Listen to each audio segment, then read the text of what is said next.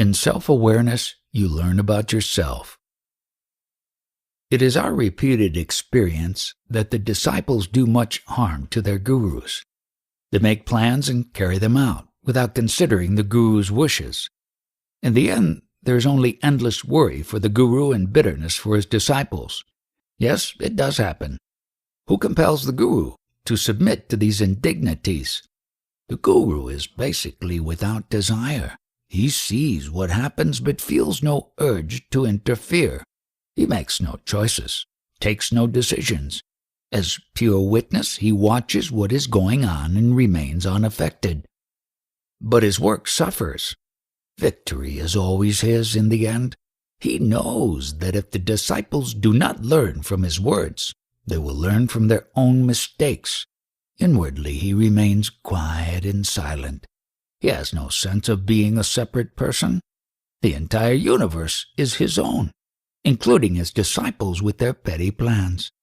Nothing in particular affects him, or, which comes to the same, the entire universe affects him in equal measure. Is there no such thing as the Guru's grace?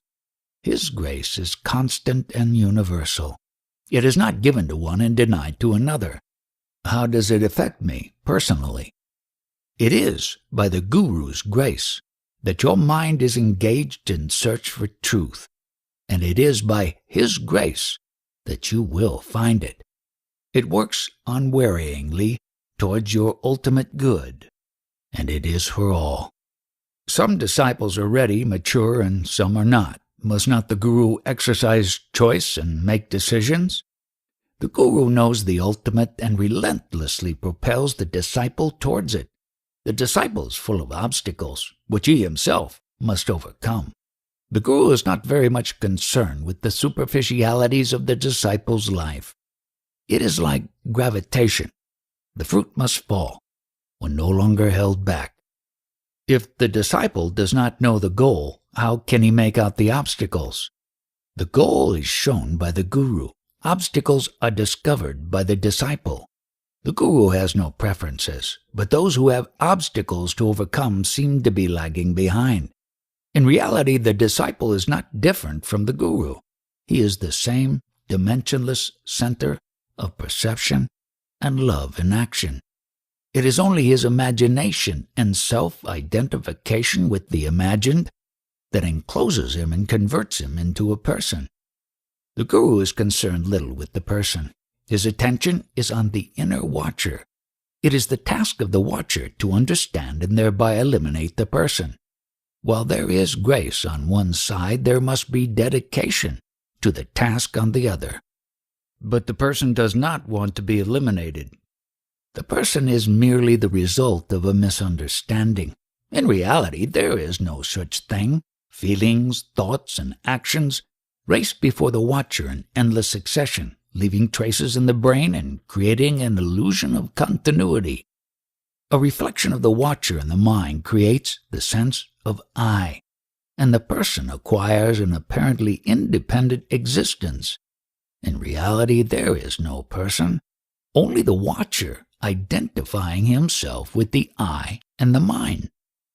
The teacher tells the watcher, "You are not this. There is nothing of yours in this, except the little point of I am, which is the bridge between the watcher and his dream. I am this, I am that, is dream, while pure I am has the stamp of reality on it. You have tasted so many things, all came to naught. Only the sense I am persisted, unchanged. Stay with the changeless among the changeful until you are able to go beyond. When will it happen? It will happen as soon as you remove the obstacles. Which obstacles? Desire for the false and fear of the true. You, as the person, imagine that the Guru is interested in you as a person. Not at all. To him you are a nuisance and a hindrance to be done away with. He actually aims at your elimination as a factor in consciousness. If I am eliminated, what will remain? Nothing. Nothing will remain. All will remain. The sense of identity will remain, but no longer identification with the particular body. Being, awareness, love, will shine in full splendor. Liberation is never of the person, it is always from the person. And no trace remains of the person?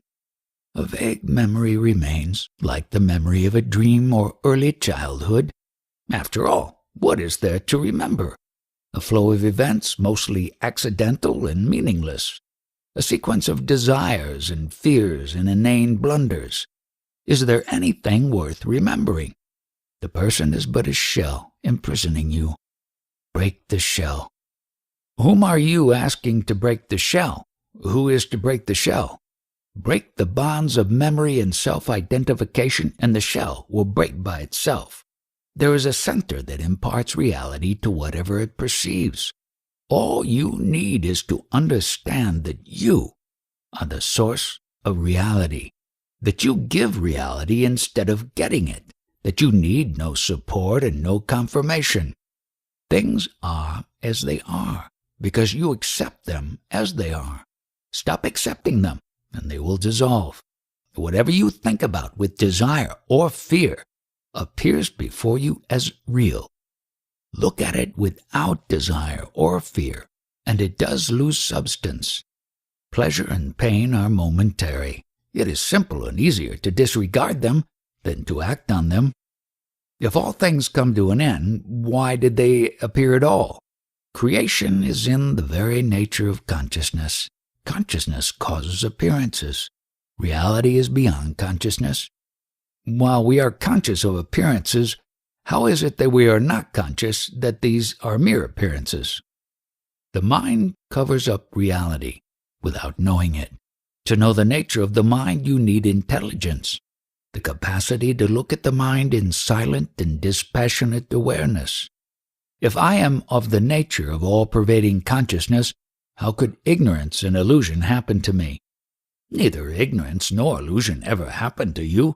Find the self to which you ascribe ignorance and illusion, and your question will be answered. You talk as if you know the self and see it to be under the sway of ignorance and illusion. But in fact you do not know the self, nor are you aware of ignorance. By all means become aware. This will bring you to the self, and you will realize that there is neither ignorance nor delusion in it. It is like saying, if there is a sun, how can darkness be? As under a stone there will be darkness, however strong the sunlight. So in the shadow of the I am the body consciousness there must be ignorance and illusion. But why did the body consciousness come into being? Don't ask why, ask how. It is in the nature of creative imagination to identify itself with its creations. You can stop it at any moment by switching off attention or through investigation. Does creation come before investigation? First you create a world. Then the I am becomes a person who is not happy for various reasons. He goes out in search of happiness, meets a guru who tells him, you are not a person, find who you are. He does it and goes beyond. Why did he not do it at the very start? It did not occur to him. He needed somebody to tell him. Was that enough? It was enough. Why does it not work in my case? You do not trust me. Why is my faith weak? Desires and fears have dulled your mind. It needs some scrubbing. How can I clear my mind? By watching it relentlessly. Inattention obscures. Attention clarifies. Why do the Indian teachers advocate inactivity? Most of people's activities are valueless, if not outright destructive. Dominated by desire and fear, they can do nothing good. Ceasing to do evil precedes beginning to do good. Hence the need for stopping all activities for a time, to investigate one's urges and their motives. See all that is false in one's life, purge the mind of all evil, and then only restart work, beginning with one's obvious duties. Of course, if you have a chance to help somebody, by all means do it, and promptly too. Don't keep him waiting till you are perfect, but do not become a professional do-gooder. I do not feel there are too many do-gooders among disciples. Most of those I've met are too absorbed in their own petty conflicts. They have no heart for others. Such self-centeredness is temporary. Be patient with such people. For so many years they gave attention to everything but themselves. Let them turn to themselves for a change. What are the fruits of self-awareness? You grow more intelligent. In awareness you learn. In self-awareness you learn about yourself. Of course you can only learn what you are not. To know what you are, you must go beyond the mind. Is not awareness beyond the mind? Awareness is the point at which the mind reaches out beyond itself into reality. In awareness you seek not what pleases, but what is true. I find that awareness brings about a state of inner silence, a state of psychic void. It is all right as it goes, but it is not enough. Have you felt the all-embracing emptiness in which the universe swims like a cloud in the blue sky? Sir, let me first come to know well my own inner space. Destroy the wall that separates the I and the body idea, and the inner and the outer will become one. Am I to die?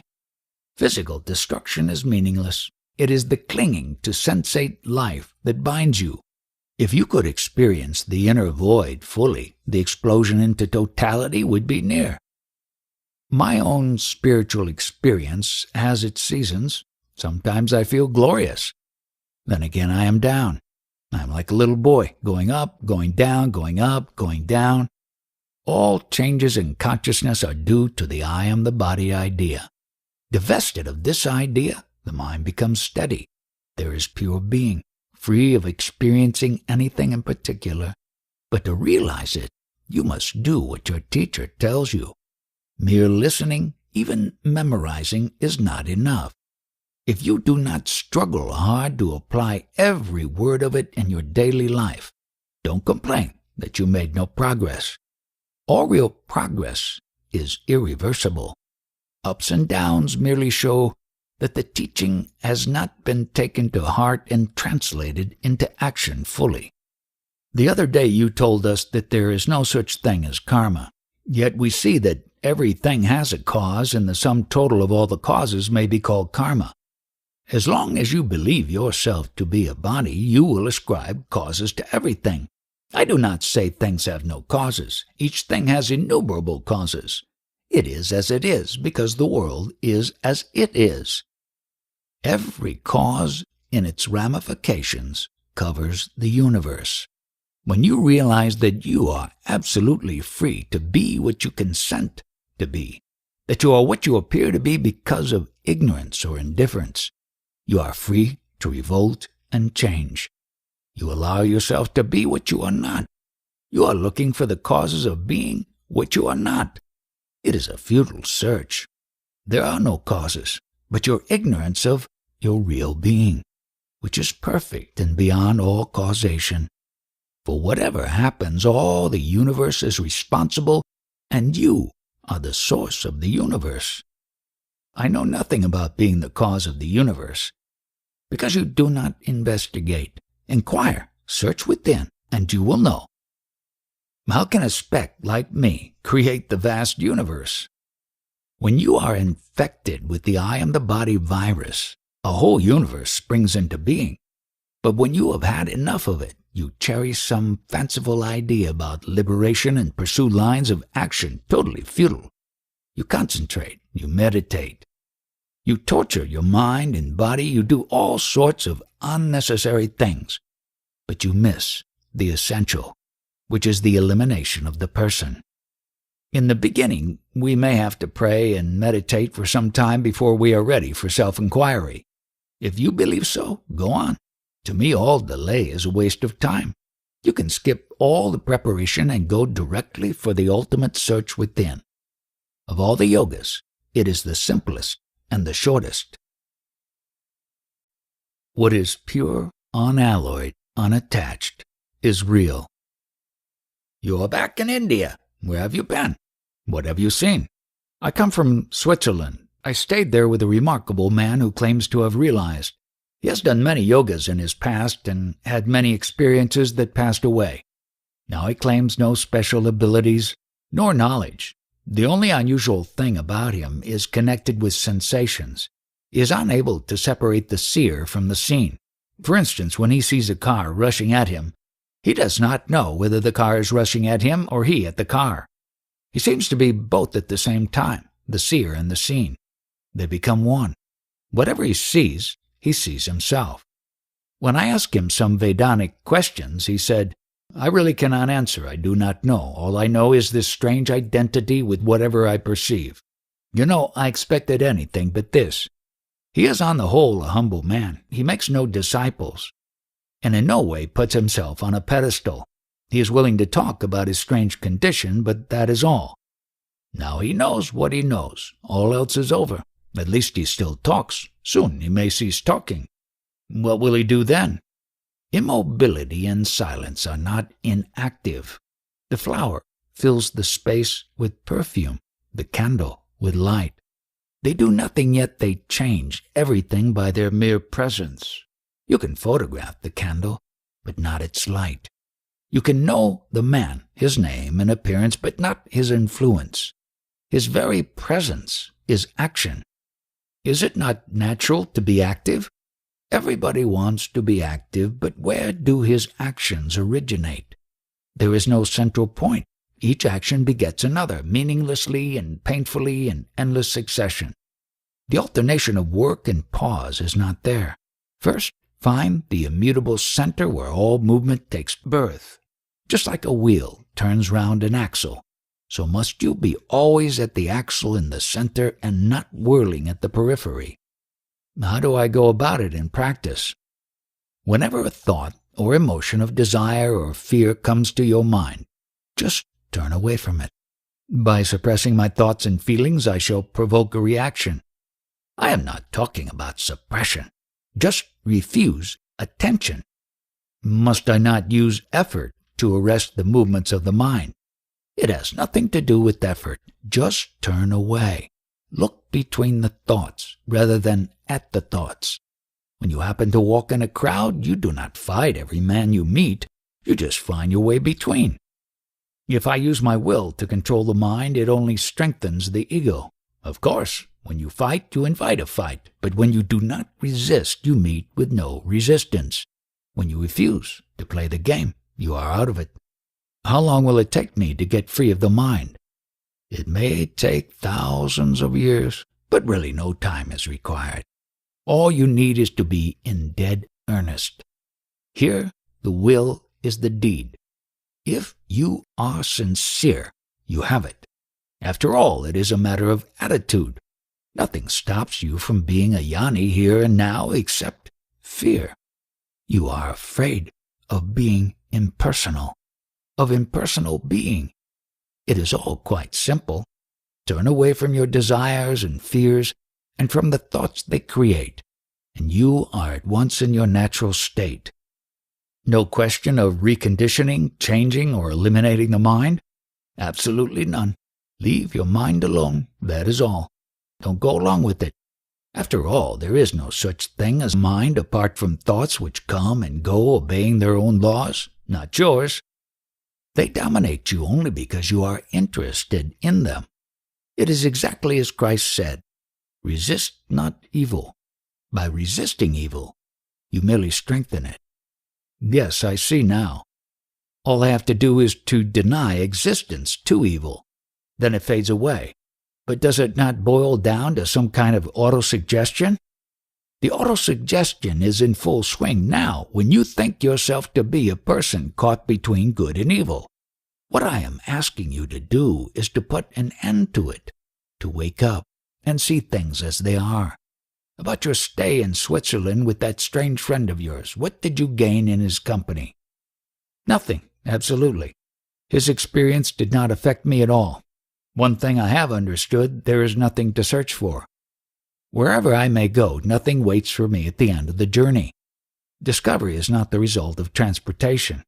Yes, you are quite apart from anything that can be gained or lost. Do you call it vairagya, relinquishment, renunciation? There is nothing to renounce. Enough if you stop acquiring. To give you must have, and to have you must take. Better don't take. It is simpler than to practice renunciation, which leads to a dangerous form of spiritual pride. All this weighing, selecting, choosing, exchanging, it is all shopping in some spiritual market. What is your business there? What deal are you out to strike? When you are not out for business, what is the use of this endless anxiety of choice? Restlessness takes you nowhere. Something prevents you from seeing that there is nothing you need. Find it out and see its falseness. It is like having swallowed some poison and suffering from an unquenchable craving for water. Instead of drinking beyond all measure, why not eliminate the poison and be free of this burning thirst? I shall have to eliminate the ego. The sense I am a person, and time and space is the poison. In a way, time itself is the poison. In time, all things come to an end and new are born, to be devoured in their own turn. Do not identify yourself with time. Do not ask anxiously, what next, what next? Step out of time and see it devour the world. Say, well, it is in the nature of time to put an end to everything. Let it be. It does not concern me. I am not combustible, nor do I need to collect fuel. Can the witness be without the things to witness? There is always something to witness. If not a thing, then its absence. Witnessing is natural and no problem. The problem is excessive interest leading to self-identification. Whatever you are engrossed in, you take to be real. Is the I am real or unreal? Is the I am the witness? Is the witness real or unreal? What is pure, unalloyed, unattached is real. What is tainted, mixed up, dependent, and transient is unreal. Do not be misled by words. One word may convey several and even contradictory meanings. The I am that pursues the pleasant and shuns the unpleasant is false. The I am that sees pleasure and pain as inseparable sees rightly. The witness that is enmeshed in what he perceives is the person. The witness who stands aloof, unmoved and untouched, is the watchtower of the real, the point at which awareness, inherent in the unmanifested, contacts the manifested. There can be no universe without the witness. There can be no witness without the universe. Time consumes the world. Who is the witness of time? He who is beyond time, the unnameable. A glowing ember moved round and round quickly enough appears as a glowing circle. When the movement ceases, the ember remains. Similarly, the I am in movement creates the world. The I am at peace becomes the absolute. You are like a man with an electric torch walking through a gallery. You can see only what is within the beam. The rest is in darkness. If I project the world, I should be able to change it. Of course, you can, but you must cease identifying yourself with it and go beyond. Then you have the power to destroy and recreate. All I want is to be free. You must know two things. What are you to be free from, and what keeps you bound? Why do you want to annihilate the universe? I am not concerned with the universe. Let it be or not be. It is enough if I know myself. If you are beyond the world, then you are of no use to the world. Pity the self that is, not the world that is not. Engrossed in a dream, you have forgotten your true self. Without the world, there is no place for love. Quite so. All these attributes, being, consciousness, love, and beauty, are reflections of the real in the world. No real, no reflection. The world is full of desirable things and people. How can I imagine it non-existent? Leave the desirable to those who desire. Change the current of your desire from taking to giving. The passion for giving, for sharing, will naturally wash the idea of an external world out of your mind, and of giving as well. Only the pure radiance of love will remain, beyond giving and receiving. In love there must be duality, the lover and the beloved. In love there is not the one even. How can there be two? Love is the refusal to separate, to make distinctions. Before you can think of unity, you must first create duality. When you truly love, you do not say, "I love you." Where there is mentation, there is duality. What is it that brings me again and again to India? It cannot be only the comparative cheapness of life here, nor the colorfulness and variety of impressions. There must be some more important factor. There is also the spiritual aspect. The division between the outer and the inner is less in India. It is easier here to express the inner and the outer. Integration is easier. Society is not so oppressive. Yes, in the West it is all tamas and rajas. In India there is more sattva, of harmony and balance. Can't you go beyond gunas? Why choose the sattva? Be what you are, wherever you are, and worry not about gunas. I have not the strength. It merely shows that you have gained little in India. What you truly have you cannot lose. Were you well grounded in yourself, change of place would not affect it. In India, spiritual life is easy. It is not so in the West. One has to conform to environment to a much greater extent. Why don't you create your own environment? The world has only as much power over you as you give it. Rebel. Go beyond duality. Make no difference between East and West. What can one do when one finds oneself in a very unspiritual environment? Do nothing. Be yourself. Stay out. Look beyond. There may be clashes at home. Parents rarely understand. When you know your true being, you have no problems. You may please your parents or not, marry or not, make a lot of money or not. It is all the same to you. Just act according to circumstances, yet in close touch with the facts, with the reality in every situation.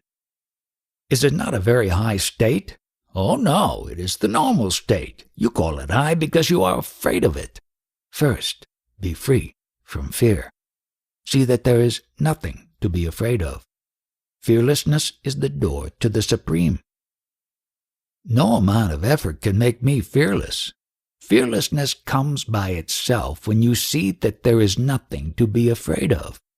When you walk in a crowded street, you just bypass people.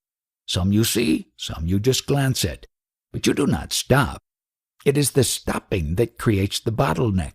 Keep moving. Disregard names and shapes. Don't be attached to them. Your attachment is your bondage. What should I do when a man slaps me on my face? You will react according to your character, inborn or acquired. Is it inevitable? Is the world condemned to remain as we are? A jeweler who wants to refashion an ornament first melts it down to shapeless gold. Similarly, one must return to one's original state before a new name and form can emerge. Death is essential for renewal. You are always stressing the need of going beyond, of aloofness, of solitude. You hardly ever use the words right and wrong. Why is it so? It is right to be oneself. It is wrong not to be. All else is conditional. You are eager to separate right from wrong because you need some basis for action. You are always after doing something or other. But personally motivated action based on some scale of values aiming at some result is worse than inaction, for its fruits are always bitter. Are awareness and love one and the same? Of course. Awareness is dynamic. Love is being. Awareness is love in action. By itself, the mind can actualize any number of possibilities, but unless they are prompted by love, they are valueless. Love precedes creation. Without it, there is only chaos. Where is the action in awareness? You are so incurably operational. Unless there is movement, restlessness, turmoil, you do not call it action. Chaos is movement for movement's sake. True action does not displace. It transforms. A change of place is mere transportation. A change of heart is action. Just remember, nothing perceivable is real. Activity is not action. Action is hidden, unknown, non-knowable. You can only know the fruit. Is not God the all-doer? Why do you bring in an outer doer? The world recreates itself out of itself. It is an endless process, the transitory begetting the transitory. It is your ego that makes you think that there must be a doer. You create a God to your own image, however dismal the image. Through the film of your mind, you project a world and also a God to give it cause and purpose. It is all imagination. Step out of it. How difficult it is to see the world as purely mental. The tangible reality of it seems so very convincing. This is the mystery of imagination, that it seems to be so real. You may be celibate or married, a monk or a family man. That is not the point. Are you a slave of your imagination or are you not? Whatever decision you take, whatever work you do, it will be invariably based on imagination, on assumptions parading as facts. Here I am, sitting in front of you. What part of it is imagination? The whole of it, even space and time, are imagined. Does it mean that I don't exist? I too do not exist. All existence is imaginary. Is being too imaginary?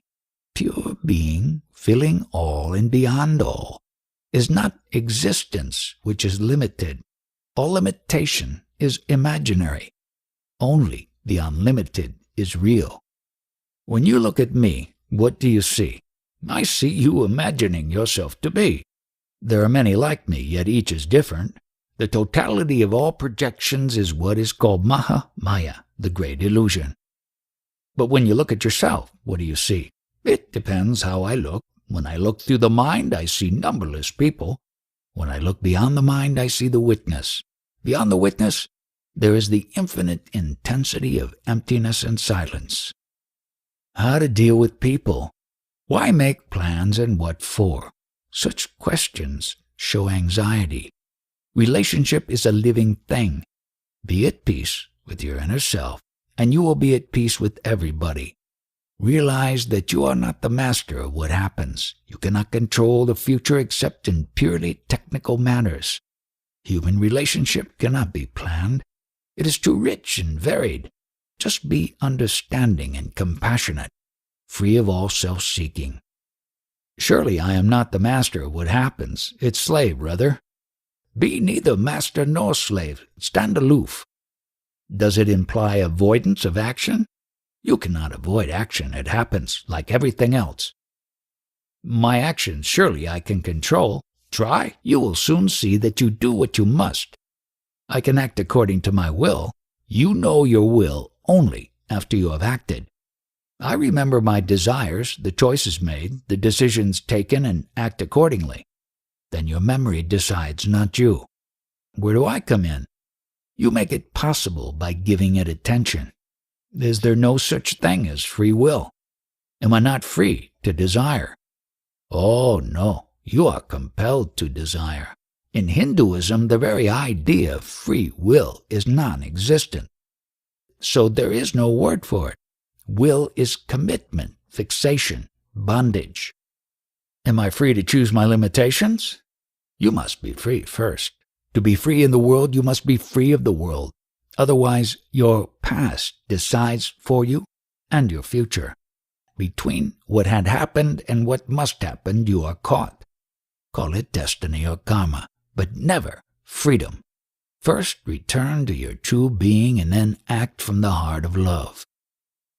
Within the manifested, what is the stamp of the unmanifested? There is none. The moment you begin to look for the stamp of the unmanifested, the manifested dissolves.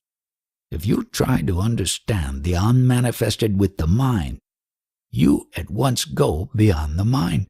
Like when you stir the fire with a wooden stick, you burn the stick. Use the mind to investigate the manifested. Be like the chick that pecks at the shell. Speculating about life outside the shell would have been of little use to it, but pecking at the shell breaks the shell from within and liberates the chick. Similarly, break the mind from within by investigation and exposure of its contradictions and absurdities. The longing to break the shell, where does it come from? from the unmanifested. Depth of the mind is birth of wisdom. Before one can realize one's true nature, need not one be a person? Does not the ego have its value? The person is of little use. It is deeply involved in its own affairs and is completely ignorant of its true being. Unless the witnessing consciousness begins to play on the person, and it becomes the object of observation rather than the subject, realization is not feasible. It is the witness that makes realization desirable and attainable. There comes a point in a person's life when it becomes the witness. Oh no, the person by itself will not become the witness. It is like expecting a cold candle to start burning in the course of time. The person can stay in the darkness of ignorance forever, unless the flame of awareness touches it. Who lights the candle? The Guru, his words, his presence. In India, it is very often the mantra. Once the candle is lighted, the flame will consume the candle. Why is the mantra so effective? Constant repetition of the mantra is something the person does not do for one's own sake. The beneficiary is not the person, just like the candle, which does not increase by burning. Can the person become aware of itself by itself? Yes, it happens sometimes as a result of much suffering. The Guru wants to save you the endless pain. Such is his grace. Even when there is no discoverable outer Guru, there is always the Sadguru, the inner Guru, who directs and helps from within. The words outer and inner are relative to the body only. In reality, all is one, the outer being merely a projection of the inner. Awareness comes as if from a higher dimension. Before the spark is lit and after, what is the difference? Before the spark is lit, there is no witness to perceive the difference. The person may be conscious, but is not aware of being conscious. It is completely identified with what it thinks and feels and experiences. The darkness that is in it is of its own creation. When the darkness is questioned, it dissolves. The desire to question is planted by the Guru. In other words, the difference between the person and the witness is as between not knowing and knowing oneself. The world seen in consciousness is to be of the nature of consciousness. When there is harmony, sattva, but when activity and passivity, rajas and tamas, appear, they obscure and distort, and you see the false as real. What can the person do to prepare itself for the coming of the Guru? The very desire to be ready means that the Guru had come, and the flame is lighted. It may be a stray word or a page in a book. The Guru's grace works mysteriously. Is there no such thing as self-preparation? We hear so much about yoga sadhana. It is not the person that is doing sadhana. The person is in unrest and resistance to the very end. It is the witness that works on the person, on the totality of its illusions, past, present, and future. How can we know that what you say is true? While it is self-contained and free from inner contradictions, how can we know that it is not a product of fertile imagination, nurtured and enriched by constant repetition? The proof of the truth lies in its effect on the listener. Words can have a most powerful effect. By hearing or repeating words, one can experience various kinds of trances. The listener's experiences may be induced and cannot be considered as proof. The effect need not necessarily be an experience. It can be a change in character, in motivation, in relationship to people and oneself. Trances and visions induced by words or drugs or any other sensory or mental means are temporary and inconclusive. The truth of what is said here is immovable and everlasting, and the proof of it is in the listener, in the deep and permanent changes in his entire being. It is not something he can doubt, unless he doubts his own existence, which is unthinkable. When my experience becomes your own experience also, what better proof do you want? The experiencer is the proof of his experience. Quite, but the experiencer needs no proof. I am, and I know I am. You cannot ask for further proofs. Can there be true knowledge of things? Relatively, yes. Absolutely, there are no things. To know that nothing is true knowledge. What is the link between the relative and the absolute? They are identical. From which point of view are they identical? When the words are spoken, there is silence. When the relative is over, the absolute remains. The silence before the words were spoken, is it different from the silence that comes after? The silence is one, and without it the words could not have been heard. It is always there, at the back of the words. Shift your attention from words to silence, and you will hear it. The mind craves for experience, the memory of which it takes for knowledge. The yoni is beyond all experience, and his memory is empty of the past. He is entirely unrelated to anything in particular. But the mind craves for formulations and definitions, always eager to squeeze reality into a verbal shape. Of everything, it wants an idea, for without ideas, the mind is not. Reality is essentially alone, but the mind will not leave it alone, and deals instead with the unreal.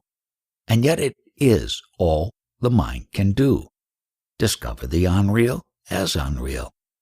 And seeing the real as real, there is no such state as seeing the real. Who is to see what? You can only be the real, which you are, anyhow. The problem is only mental. Abandon false ideas. That is all. There is no need of true ideas. There aren't any. Why then are we encouraged to seek the real? The mind must have a purpose. To encourage it to be free from itself, the unreal is promised something in return. In reality, there is no need of purpose. Being free from the false is good in itself. It wants no reward. It is just like being clean, which is its own reward. Is not self-knowledge the reward? The reward of self-knowledge is freedom from the personal self. You cannot know the knower, for you are the knower. The fact of knowing proves the knower. You need no other proof. The knower of the known is not knowable. Just like the light is known in colors only, so is the knower known in knowledge. Is the knower an inference only? You know your body, mind, and feelings. Are you an inference only? I am an inference to others, but not to myself. So am I, an inference to you, but not to myself. I know myself by being myself, as you know yourself to be a man by being one. You do not keep on reminding yourself that you are a man. It is only when your humanity is questioned that you assert it. Similarly, I know that I am all. I do not need to keep repeating, I am all, I am all. Only when you take me to be a particular, a person, I protest. As you are a man all the time, so I am what I am all the time. Whatever you are changelessly, that you are beyond all doubt. When I ask, how do you know that you are a yoni? You answer, I find no desire in me. Is this not a proof? Were I full of desires, I would have still been what I am. Myself, full of desires, and you, full of desires, what difference would there be? You identify yourself with your desires and become their slave.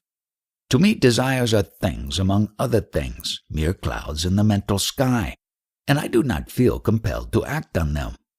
The knower and his knowledge, are they one or two? They are both. The knower is the unmanifested. The known is the manifested. The known is always on the move. It changes. It has no shape of its own, no dwelling place. The knower is the immutable support of all knowledge. Each needs the other, but reality lies beyond. The yoni cannot be known because there is nobody to be known. When there is a person, you can tell something about it. But when there is no self-identification with the particular, what can be said? You may tell a yoni anything. His question will always be, about whom are you talking? There is no such person. Just as you cannot say anything about the universe because it includes everything, so nothing can be said about a yoni. for he is all and yet nothing in particular. You need a hook to hang your picture on. When there is no hook, on what will the picture hang? To locate a thing, you need space. To place an event, you need time. But the timeless and the spaceless defies all handling. It makes everything perceivable, yet itself is beyond perception. The mind cannot know what is beyond the mind, but the mind is known by what is beyond it. The Jnani knows neither birth nor death. Existence and non-existence are the same to him. When your body dies, you remain. Nothing dies. The body is just imagined. There is no such thing. Before another century will pass, you will be dead to all around you. Your body will be covered with flowers, then burnt, and the ashes scattered. That will be our experience. What will be yours? Time will come to an end. This is called the Great Death, Mahamritu, the death of time. Does it mean that the universe and its contents will come to an end? The universe is your personal experience. How can it be affected? You might have been delivering a lecture for 2 hours. Where has it gone, and when is it over? It has merged into silence in which the beginning, middle, and end of the lecture are all together. Time has come to a stop.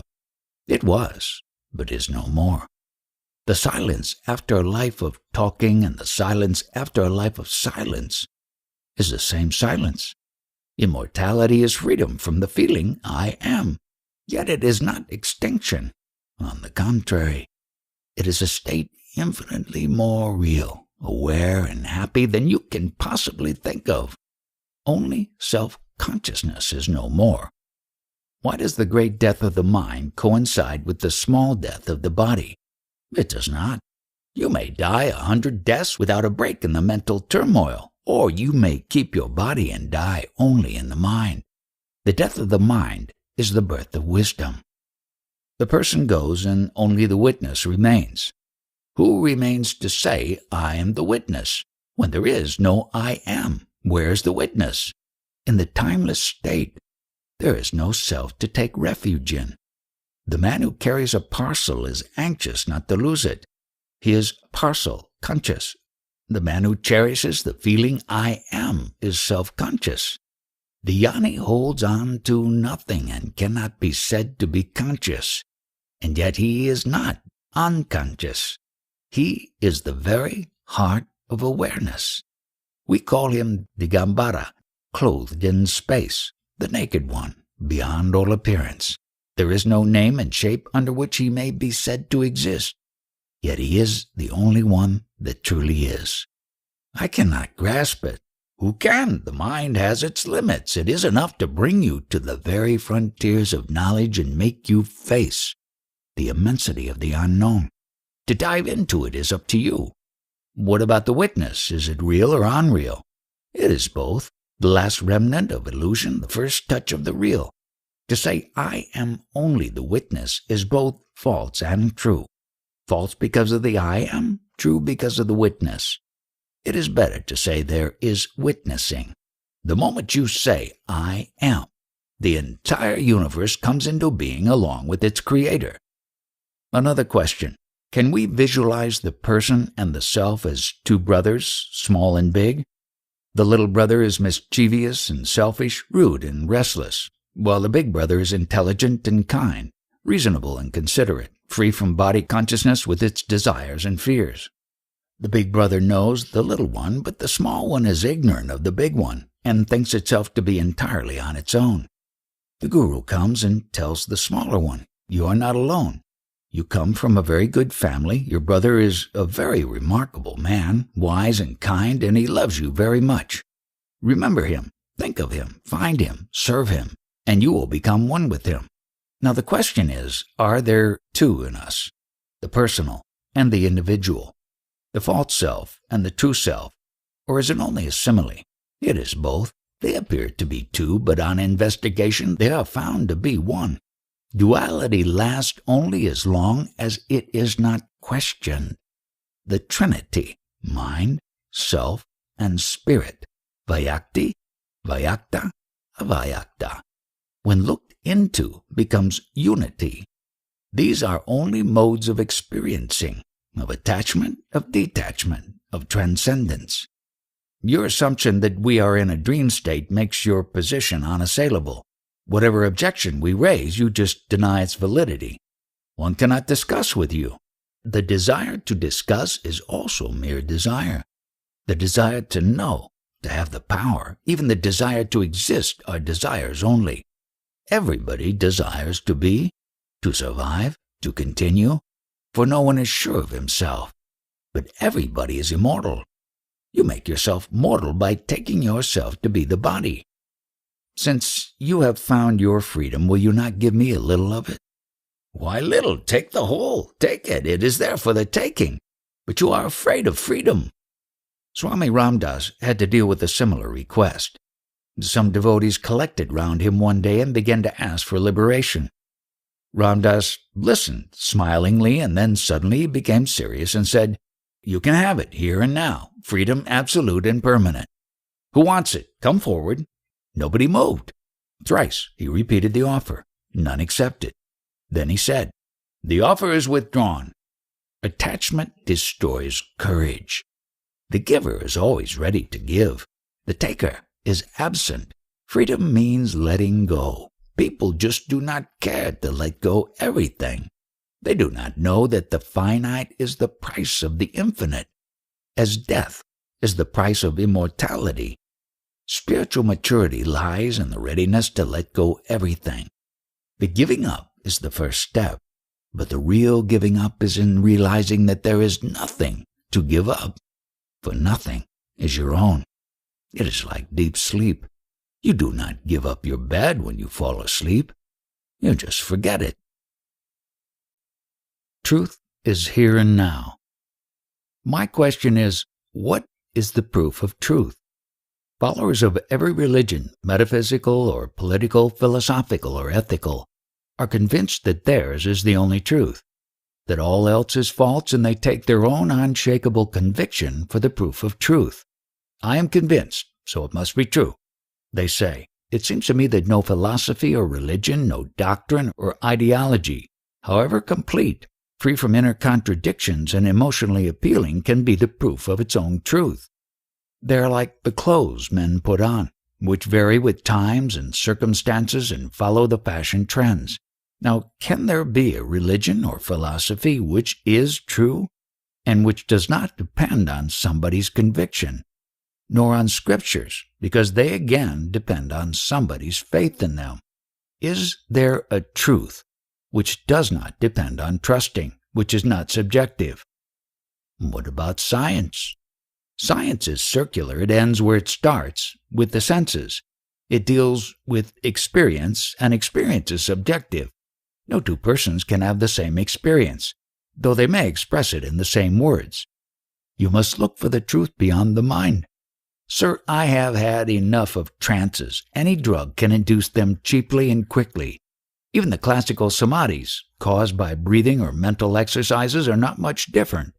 There are oxygen samadhis and carbon dioxide samadhis, and self-induced samadhis, caused by repetition of a formula or a chain of thoughts. Monotony is soporific. I cannot accept samadhi, however glorious, as a proof of truth. Samadhi is beyond experience. It is a quality-less state. The absence of experience is due to inattention. It reappears with attention. Closing one's eyes does not disprove light. Attributing reality to negative states will not take us far. The very negation contains an affirmation. In a way, you are right. But don't you see? You are asking for the proof of truth without explaining what is the truth you have in mind and what proof will satisfy you. You can prove anything, provided you trust your proof. But what will prove that your proof is true? I can easily drive you into an admission that you know only that you exist, that you are the only proof you can have of anything. But I do not identify mere existence with reality. Existence is momentary, always in time and space, while reality is changeless and all-pervading. Sir, I do not know what is truth and what can prove it. Do not throw me on my own resources. I have none. Here, you are the truth knower, not me. You refuse testimony as the proof of truth. The experience of others is of no use to you. You reject all inference from the concurring statements of a vast number of independent witnesses. So it is for you to tell me what is the proof that will satisfy you. What is your test of a valid proof? Honestly, I don't know what makes a proof. Not even your own experience. Neither my experience nor even existence. They depend on my being conscious. But your being conscious depends on what? I do not know. Formerly I would have said on my body. Now I can see that my body is secondary, not primary, and cannot be considered as an evidence of existence. I am glad you have abandoned the I am the body idea, the main source of error and suffering. I have abandoned it, intellectually, but the sense of being the particular, a person, is still with me.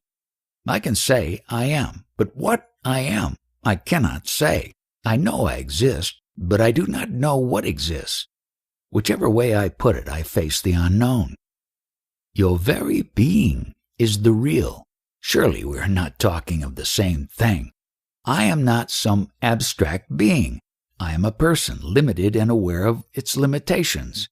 I am a fact, but a most unsubstantial fact I am. There is nothing I can build on my momentary existence as a person. Your words are wiser than you are. As a person, your existence is momentary. But are you a person only? Are you a person at all? How am I to answer? My sense of being proves only that I am. It does not prove anything which is independent of me. I am relative, both creature and creator of the relative. The absolute proof of the absolute truth. What is it? Where is it? Can the mere feeling I am be the proof of reality? Of course not. I am and the world is are related and conditional. They are due to the tendency of the mind to project names and shapes. Names and shapes and ideas and convictions, but not truth. But for you, I would have accepted the relativity of everything, including truth, and learnt to live by assumptions. But then I meet you and hear you talking of the absolute as within my reach and also as supremely desirable. Words like peace, bliss, eternity, immortality catch my attention, as offering freedom from pain and fear. My inborn instincts, pleasure-seeking and curiosity are aroused, and I begin to explore the realm you have opened. All seems most attractive, and naturally I ask, is it attainable? Is it real?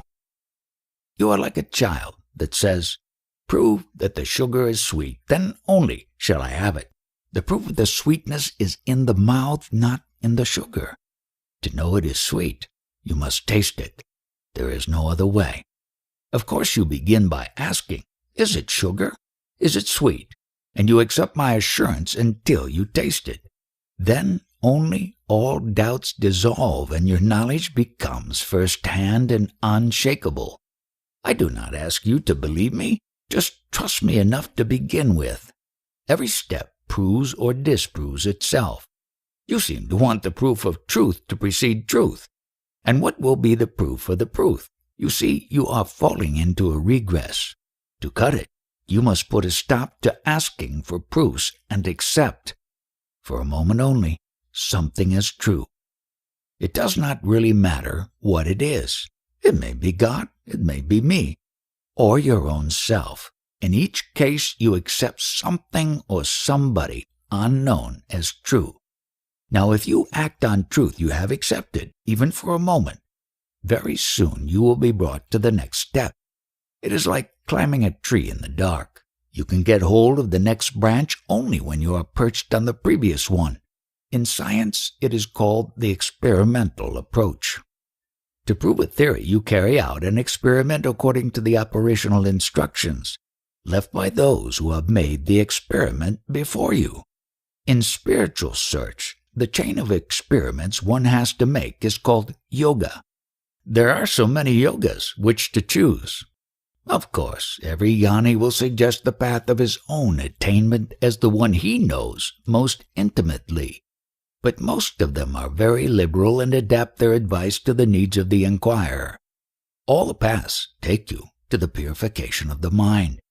The impure mind is opaque to truth. The pure mind is transparent. Truth can be seen through it easily and clearly. I am sorry, but I seem unable to convey my difficulty. I am asking about the proof of truth and am being given the methods of attaining it. Assuming I follow the methods and attain some most wonderful and desirable state, how do I come to know that my state is true?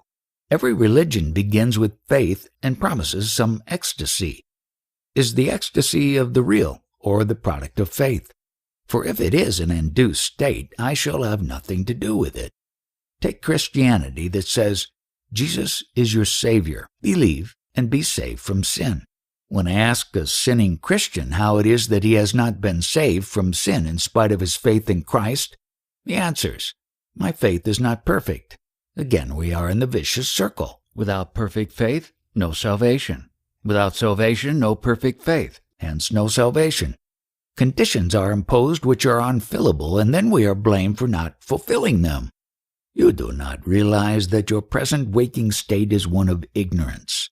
Your question about the proof of truth is born from ignorance of reality. You are contacting your sensory and mental states and consciousness at the point of I am, while reality is not mediated, not contacted, not experienced. You are taking duality so much for granted that you do not even notice it, while to me, variety and diversity do not create separation. You imagine reality to stand apart from names and forms, while to me, names and forms are the ever-changing expressions of reality and not apart from it. You ask for the proof of truth, while to me, all existence is the proof. You separate existence from being and being from reality, while to me it is all one. However much you are convinced of the truth of your waking state, you do not claim it to be permanent and changeless as I do when I talk of mine. Yet I see no difference between us, except that you are imagining things while I do not. First, you disqualify me from asking about truth, then you accuse me of imagination. What is imagination to you is reality to me. Until you investigate, I am not accusing you of anything. I am only asking you to question wisely instead of searching for the proof of truth which you do not know. Go through the proofs you have of what you believe to know. You will find you know nothing for sure. You trust on hearsay. To know the truth, you must pass through your own experience. I am mortally afraid of samadhis and other trances, whatever their cause.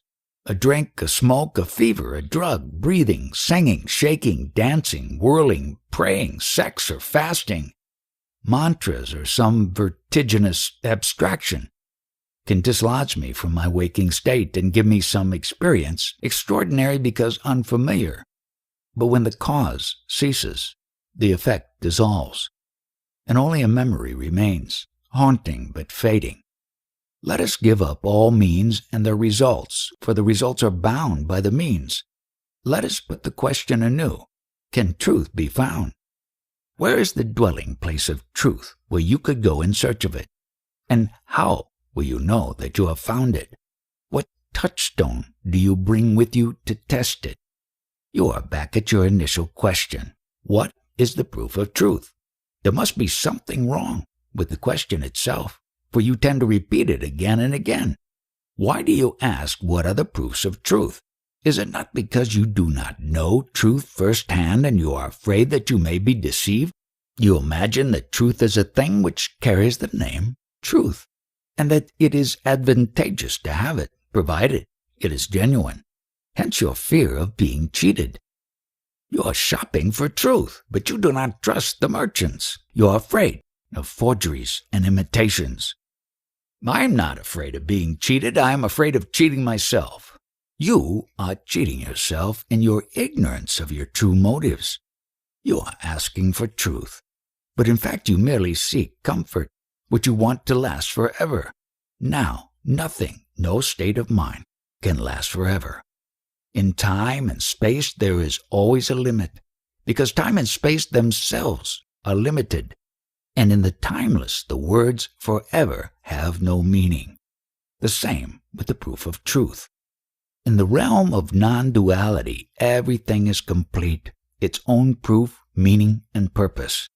Where all is one, no supports are needed. You imagine that permanence is the proof of truth. That which lasts longer is somehow more true. Time becomes the measure of truth. And since time is in the mind becomes the arbiter and searches within itself for the proof of truth, a task altogether impossible and hopeless. Sir, were you to say nothing is true, all is relative, I would agree with you. But you maintain there is truth, reality, perfect knowledge. Therefore I ask, what is it? And how do you know? And what will make me say, yes, Maharaj was right? You are holding on to the need for a proof, a testimony, an authority. You still imagine that truth needs pointing at and telling you, look, here's the truth. It is not so. Truth is not the result of an effort, the end of a road. It is here and now, in the very longing and the search for it. It is nearer than the mind and the body, nearer than the sense I am. You do not see it because you look too far away from yourself, outside your innermost being. You have objectified truth and insist on your standard proofs and tests, which apply only to things and thoughts. All I can make out from what you say is that truth is beyond me, and I am not qualified to talk about it. You are not only qualified, but you are truth itself. Only you mistake the false for the true. You seem to say, don't ask for proofs of truth. Concern yourself with untruth only. The discovery of truth is in the discernment of the false. You can know what is not. What is, you can only be. Knowledge is relative to the known. In a way, it is the counterpart of ignorance. Where ignorance is not, where is the need of knowledge? By themselves, neither ignorance nor knowledge have being. They are only states of mind, which again is but an appearance of movement in consciousness, which is in its essence immutable. Is truth within the realm of the mind or beyond? It is neither. It is both. It cannot be put into words. This is what I hear all the time, inexpressible, anirvachaniya. It does not make me wiser. It is true that it often covers sheer ignorance. The mind can operate with terms of its own making. It just cannot go beyond itself. That which is neither sensory nor mental, and yet without which neither sensory nor the mental can exist, cannot be contained in them. Do understand that the mind has its limits to go beyond. You must consent to silence. Can we say that action is the proof of truth? It may not be verbalized, but it may be demonstrated. Neither action nor inaction. It is beyond both. Can a man ever say, yes, this is true, or is he limited to the denial of the false? In other words, is truth pure negation, or does a moment come when it becomes assertion? Truth cannot be described, but it can be experienced. Experience is subjective. It cannot be shared. Your experiences leave me where I am. Truth can be experienced, but it is not mere experience. I know it and I can convey it, but only if you are open to it. To be open means to want nothing else. I am full of desires and fears. Does it mean that I am not eligible for truth? Truth is not a reward for good behavior nor a prize for passing some tests. It cannot be brought about. It is the primary, the unborn, the ancient source of all that is. You are eligible because you are. You need not merit truth. It is your own. Just stop running away by running after. Stand still. Be quiet. Sir, if you want the body to be still and the mind quiet, tell me how it is to be done. In self-awareness, I see the body and the mind move by causes beyond my control. Heredity and environment dominate me absolutely. The mighty I Am, the creator of the universe, can be wiped out by a drug temporarily or a drop of poison permanently. Again, you take yourself to be the body. Even if I dismiss this body of bones, flesh, and blood as not me, still I remain with the subtle body made up of thoughts and feelings, memories, and imaginations. If I dismiss these also as not me, I still remain with consciousness, which also is a kind of body. You are quite right, but you need not stop there. Go beyond. Neither consciousness nor the I Am at the center of it are you. Your true being is entirely unself-conscious, completely free from all self-identification with whatever it may be, gross, subtle, or transcendental. I can imagine myself to be beyond, but what proof have I? To be, I must be somebody. It is the other way around. To be, you must be nobody. To think yourself to be something or somebody is death and hell. I have read that in ancient Egypt people were admitted to some mysteries where, under the influence of drugs or incantations, they would be expelled from their bodies and could actually experience standing outside and looking at their own prostrate form. This was intended to convince them of the reality of the after-death existence and create in them a deep concern with their ultimate destiny, so profitable to the state and temple. The self-identification with the person owning the body remained. The body is made of food, as the mind is made of thoughts. See them as they are. Non-identification, when natural and spontaneous, is liberation. You need not know what you are, enough to know what you are not. What you are, you will never know, for every discovery reveals new dimensions to conquer. The unknown has no limits. Does it imply ignorance forever? It means that ignorance never was. Truth is in the discovery, not in the discovered, and to discover there is no beginning and no end. Question the limits. Go beyond. Set yourself tasks apparently impossible. This is the way. In peace and silence, you grow. The Indian tradition tells us that the guru is indispensable. What is he indispensable for? A mother is indispensable for giving the child the body, but the soul she does not give. Her role is limited. How is it with the guru?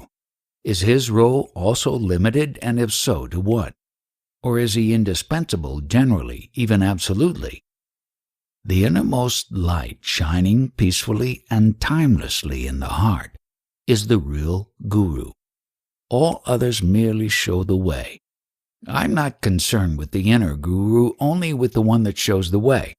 There are people who believe that without a guru, yoga is inaccessible. They are ever in search of the right guru, changing one for another. Of what value are such gurus? They are temporary, time-bound gurus. You find them in every walk of life. You need them for acquiring any knowledge or skill. A mother is only for a lifetime. She begins at birth and ends at death. She is not forever. Similarly, the time-bound guru is not forever. He fulfills his purpose and yields his place to the next. It is quite natural, and there is no blame attached to it. For every kind of knowledge or skill, do I need a separate guru? There can be no rule in these matters except one. The outer is transient, the innermost permanent and changeless, though ever new in appearance and action. What is the relation between the inner and the outer gurus? The outer represents the inner.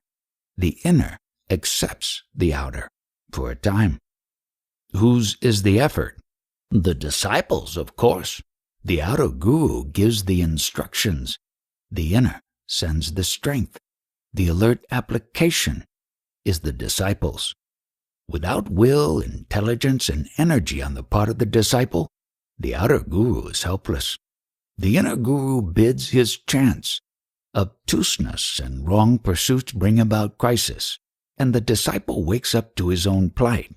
Wise is he who does not wait for a shock which can be quite rude. Is it a threat? Not a threat, a warning. The inner guru is not committed to non-violence. He can be quite violent at times to the point of destroying the obtuse or perverted personality. Suffering and death, as life and happiness, are his tools of work. It is only in duality that non-violence becomes the unifying law. Has one to be afraid of his own self? Not afraid, for the self means well, but it must be taken seriously. It calls for attention and obedience. When it is not listened to, it turns from persuasion to compulsion. For while it can wait, it shall not be denied. The difficulty lies not with the guru, inner or outer. The guru is always available. It is the right disciple that is lacking. When a person is not ready, what can be done? Ready or willing? Both. It comes to the same. In India we call it adhikari. It means both capable and entitled. Can the outer guru grant initiation, diksha? He can give all kinds of initiations, but the initiation into reality must come from within. Who gives the ultimate initiation? It is self-given. I feel we are running in circles. After all, I know oneself only, the present, empirical self. The inner or higher self is but an idea conceived to explain and encourage. We talk of it as having independent existence. It hasn't. The outer self and the inner both are imagined. The obsession of being an I needs another obsession with a super I to get cured. As one needs another thorn to remove a thorn or another poison to neutralize a poison. All assertion calls for a denial. But this is the first step only. The next is to go beyond both. I do understand that the outer guru is needed to call my attention to myself and to the urgent need of doing something about myself. I also understand how helpless he is when it comes to any deep change in me. But here you bring in the Sadguru, the inner guru, beginningless, changeless, the root of being, the standing promise, the certain goal. Is he a concept or a reality? He is the only reality. All else is shadow cast by the body-mind, deha buddhi, on the face of time. Of course, even a shadow is related to reality, but by itself it is not real. I am the only reality I know. The Sadguru is there as long as I think of him. What do I gain by shifting reality to him? Your loss is your gain. When the shadow is seen to be a shadow only, you stop following it. You turn round and discover the sun which was there all the time, behind your back. Does the inner guru also teach? He grants the conviction that you are the eternal, changeless reality, consciousness, love, within and beyond all appearances. A conviction is not enough. There must be certainty. Quite right, but in this case certainty takes the shape of courage. Fear ceases absolutely. This state of fearlessness is so unmistakably new, yet felt deeply as one's own, that it cannot be denied. It is like loving one's own child. Who can doubt it? We hear of progress in our spiritual endeavors. What kind of progress do you have in mind? When you go beyond progress, you will know what progress is. What makes us progress? Silence is the main factor. In peace and silence, you grow. The mind is so absolutely restless. For quieting it, what is the way? Trust the teacher. Take my own case. My guru ordered me to attend to the sense I am and to give attention to nothing else. I just obeyed. I did not follow any particular course of breathing or meditation or study of scriptures. Whatever happened, I would turn away my attention from it and remain with the sense I am. It may look too simple, even crude. My only reason for doing it was that my guru told me so. Yet it worked. Obedience is a powerful solvent of all desires and fears. Just turn away from all that occupies the mind. Do whatever work you have to complete, but avoid new obligations. Keep empty. Keep available. Resist not what comes uninvited. In the end, you reach a state of non-grasping, of joyful non-attachment, of inner ease and freedom indescribable, yet wonderfully real. When a truth seeker earnestly practices his yogas, does his inner guru guide and help him, or does he leave him to his own resources, just waiting for the outcome? All happens by itself. Neither the seeker nor the guru do anything. Things happen as they happen. Blame or praise are apportioned later, after the sense of doership appearing. How strange! Surely the doer comes before the deed. It is the other way around. The deed is a fact. The doer is a mere concept. Your very language shows that while the deed is certain, the doer is dubious. Shifting responsibility is a game peculiarly human. Considering the endless list of factors required for anything to happen, one can only admit that everything is responsible for everything, however remote. Doership is a myth born from the illusion of me and the mind. How powerful is illusion? No doubt, because based on reality. What is real in it? Find out by discerning and rejecting all that is unreal. I have not understood well the role of the inner self in the spiritual endeavor. Who makes the effort? Is it the outer self or the inner? You have invented words like effort, inner, outer, self, etc., and seek to impose them on reality. Things just happen to be as they are.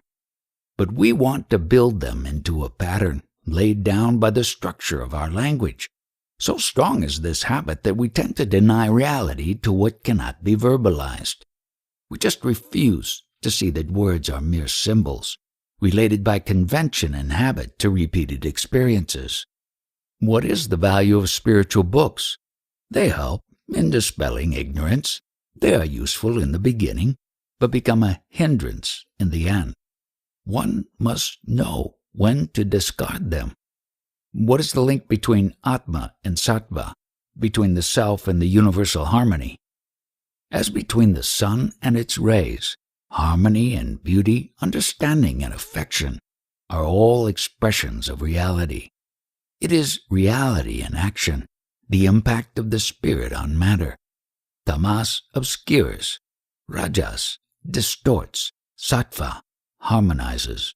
With the maturing of the Sattva, all desires and fears come to an end. The real being is reflected in the mind undistorted. Matter is redeemed, spirit revealed. The two are seen as one. They were always one, but the imperfect mind saw them as two. Perfection of the mind is the human task, for matter and spirit meet in the mind. I feel like a man before a door. I know the door is open, but it is guarded by the dogs of desire and fear. What am I to do? Obey the teacher and brave the dogs. Behave as if they were not there. Again, obedience is the golden rule. Freedom is won by obedience. To escape from prison, one must unquestioningly obey instructions sent by those who work for one's release. The words of the Guru, when merely heard, have little power. One must have faith to obey them. What creates such faith? When the time comes, faith comes. Everything comes in time. The Guru is always ready to share, but there are no takers. Yes, Sri Ramana Maharshi used to say, Gurus there are many, but where are the disciples? Well, in the course of time, everything happens. All will come through. Not a single soul, jiva, shall be lost. I am very much afraid of taking intellectual understanding for realization. I may talk of truth without knowing it, and may know it without a single word said. I understand these conversations are going to be published. What will be their effect on the reader? In the attentive and thoughtful reader, they will ripen and bring out flowers and fruits. Words based on truth, if fully tested, have their own power. To know that you do not know is true knowledge. There is the body. Inside the body appears to be an observer, and outside a world under observation. The observer and his observation, as well as the world observed, all appear and disappear together. Beyond it all, there is void. This void is one for all. What you say appears simple, but not everyone would say it. It is you, and you alone, who talks of the three and the void beyond. I see the world only, which includes all. Even the I am? Even the I am. The I am is there because the world is there. And the world is there because the I am is there. Yes, it goes both ways. I cannot separate the two nor go beyond. I cannot say something is unless I experience it, as I cannot say something is not because I do not experience it. What is it that you experience that makes you speak with such assurance? I know myself as I am, timeless, spaceless, causeless. You happen to not know, being engrossed as you are in other things. Why am I so engrossed? Because you are interested. What makes me interested? Fear of pain, desire for pleasure. Pleasant is the ending of pain, and painful is the end of pleasure. They just rotate in endless succession. Investigate the vicious circle till you find yourself beyond it. Don't I need your grace to take me beyond? The grace of your inner reality is timelessly with you. Your very asking for grace is a sign of it. Do not worry about my grace, but do what you are told. The doing is the proof of earnestness, not the expecting of grace. What am I to be earnest about? Assiduously investigate everything that crosses your field of attention.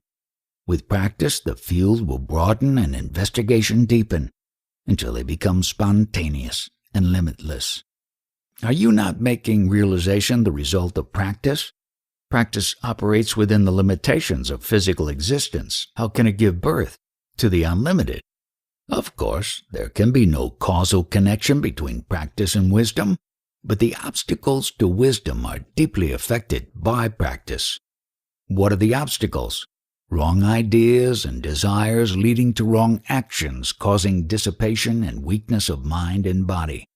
The discovery and abandonment of the false remove what prevents the real entering the mind. I can distinguish two states of mind, I am and the world is. They arise and subside together. People say, I am, because the world is. You seem to say the world is because I am, which is true. Neither. The two are one and the same state in space and time. Beyond, there is the timeless. What is the connection between time and the timeless? The timeless knows the time. The time does not know the timeless. All consciousness is in time, and to it the timeless appears unconscious. Yet it is what makes consciousness possible. Light shines in darkness. In light, darkness is not visible. Or you can put it the other way. In the endless ocean of light, clouds of consciousness appear, dark and limited, perceivable by contrast. These are mere attempts to express in words something very simple yet altogether inexpressible. Words should serve as a bridge to cross over. Word refers to a state of mind, not to reality. The river, the two banks, the bridge across, these are all in the mind. Words alone cannot take you beyond the mind. There must be the immense longing for truth or absolute faith in the Guru. Believe me, there is no goal nor way to reach it. You are the way and the goal. There is nothing else to reach except yourself. All you need is to understand, and understanding is the flowering of the mind. The tree is perennial, but the flowering and the fruit-bearing come in season.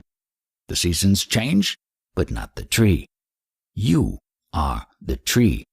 You have grown numberless branches and leaves in the past, and you may grow them also in the future. Yet you remain. Not what was or shall be must you know, but what is. Yours is the desire that creates the universe. Know the world as your own creation, and be free. You say the world is the child of love. When I know the horrors the world is full of, the wars, the concentration camps, the inhuman exploitations, how can I own it as my own creation? However limited I am, I could not have created so cruel a world. Find to whom this cruel world appears, and you will know why it appears so cruel. Your questions are perfectly legitimate, but just cannot be answered unless you know whose is the world. To find out the meaning of a thing, you must ask its maker. I am telling you, you are the maker of the world in which you live. You alone can change it or unmake it. How can you say I have made the world? I hardly know it. There is nothing in the world that you cannot know when you know yourself. Thinking yourself to be the body, you know the world as a collection of material things. When you know yourself as a center of consciousness, the world appears as the ocean of the mind. When you know yourself as you are in reality, you know the world as yourself. It all sounds very beautiful, but does not answer my question. Why is there so much suffering in the world? If you stand aloof, as an observer only, you will not suffer. You will see the world as a show, a most entertaining show indeed. Oh no, this Leela theory I shall not have. The suffering is too acute and all-pervading. What a perversion to be entertained by a spectacle of suffering. What a cruel God you are offering me.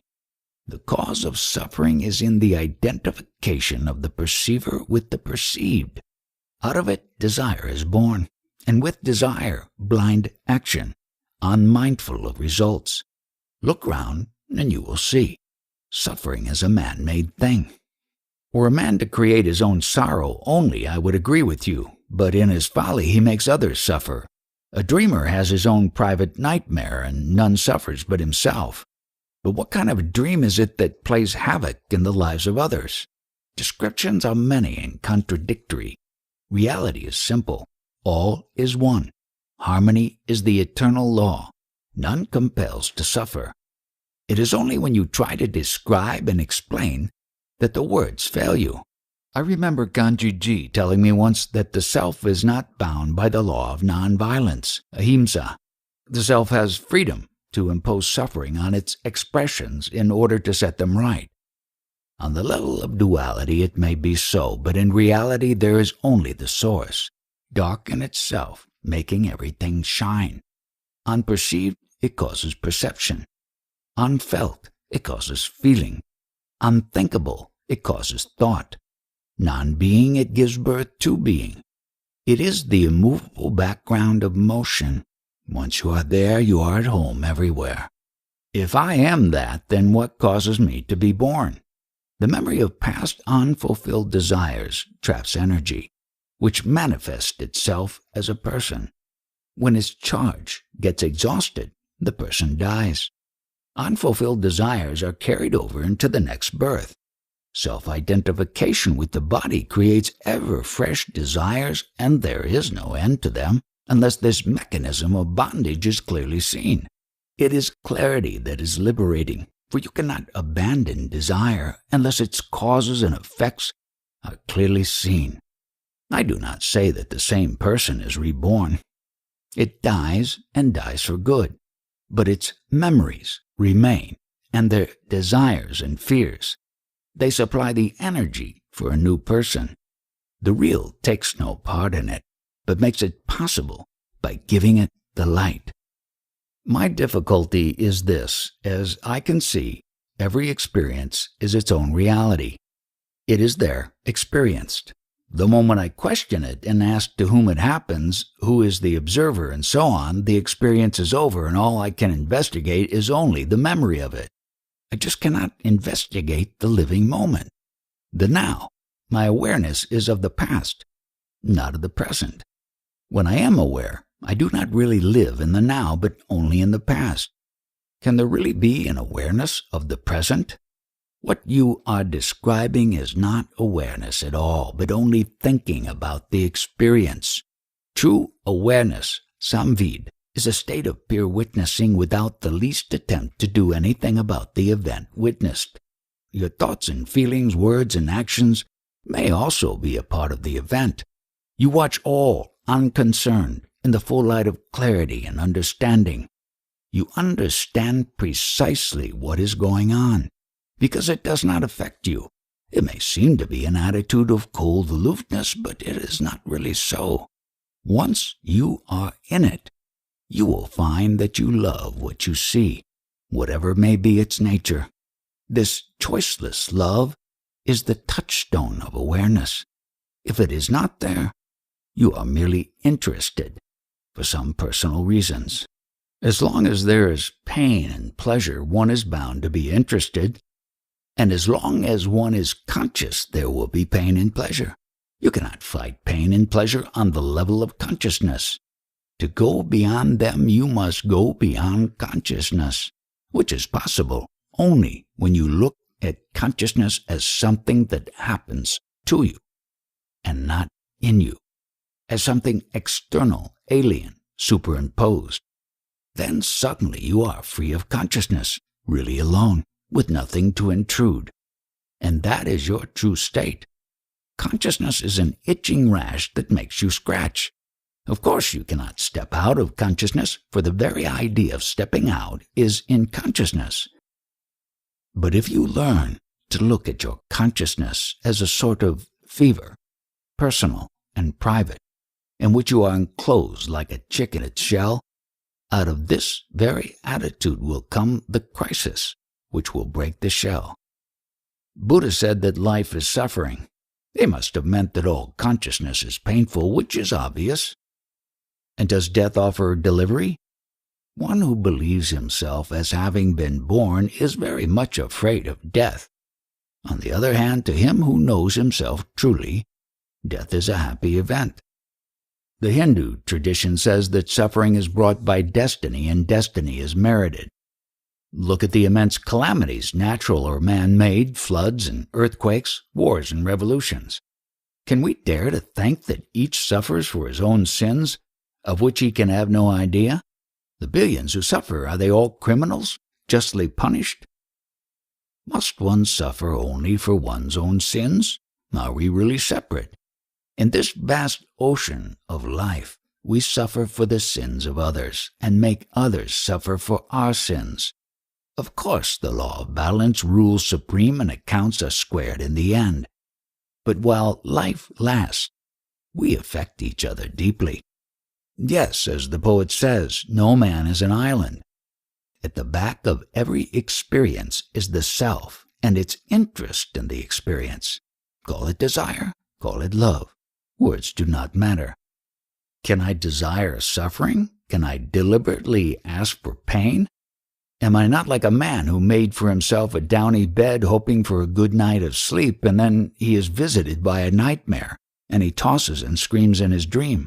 Surely it is not the love that produces nightmares. All suffering is caused by selfish isolation, by insularity and greed. When the cause of suffering is seen and removed, suffering ceases. I may remove my causes of sorrow, but others will be left to suffer. To understand suffering, you must go beyond pain and pleasure. Your own desires and fears prevent you from understanding and thereby helping others. In reality, there are no others, and by helping yourself, you help everybody else. If you are serious about the sufferings of mankind, you must perfect the only means of help you have, yourself.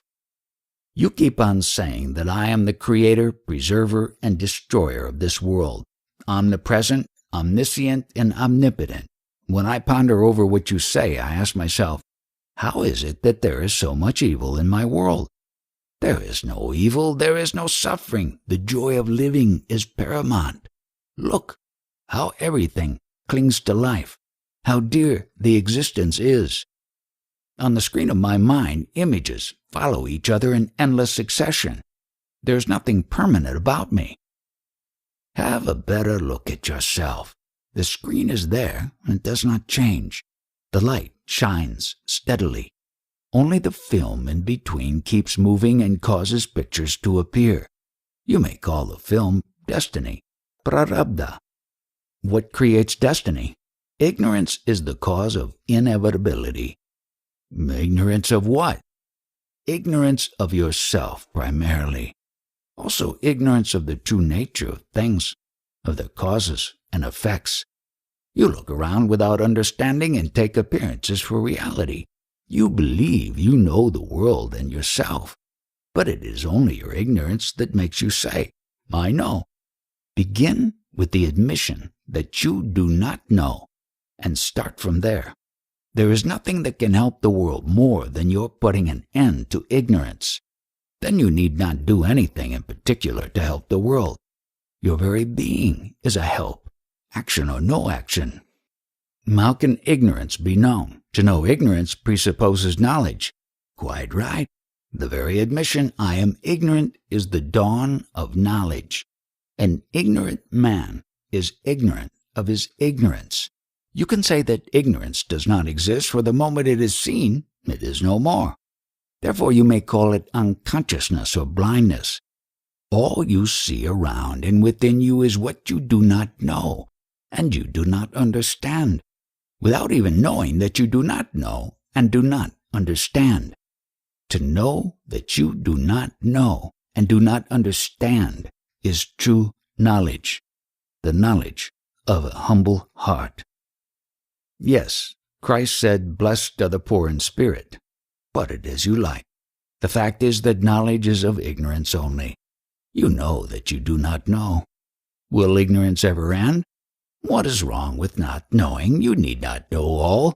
Enough to know what you need to know. The rest can look after itself, without your knowing how it does it.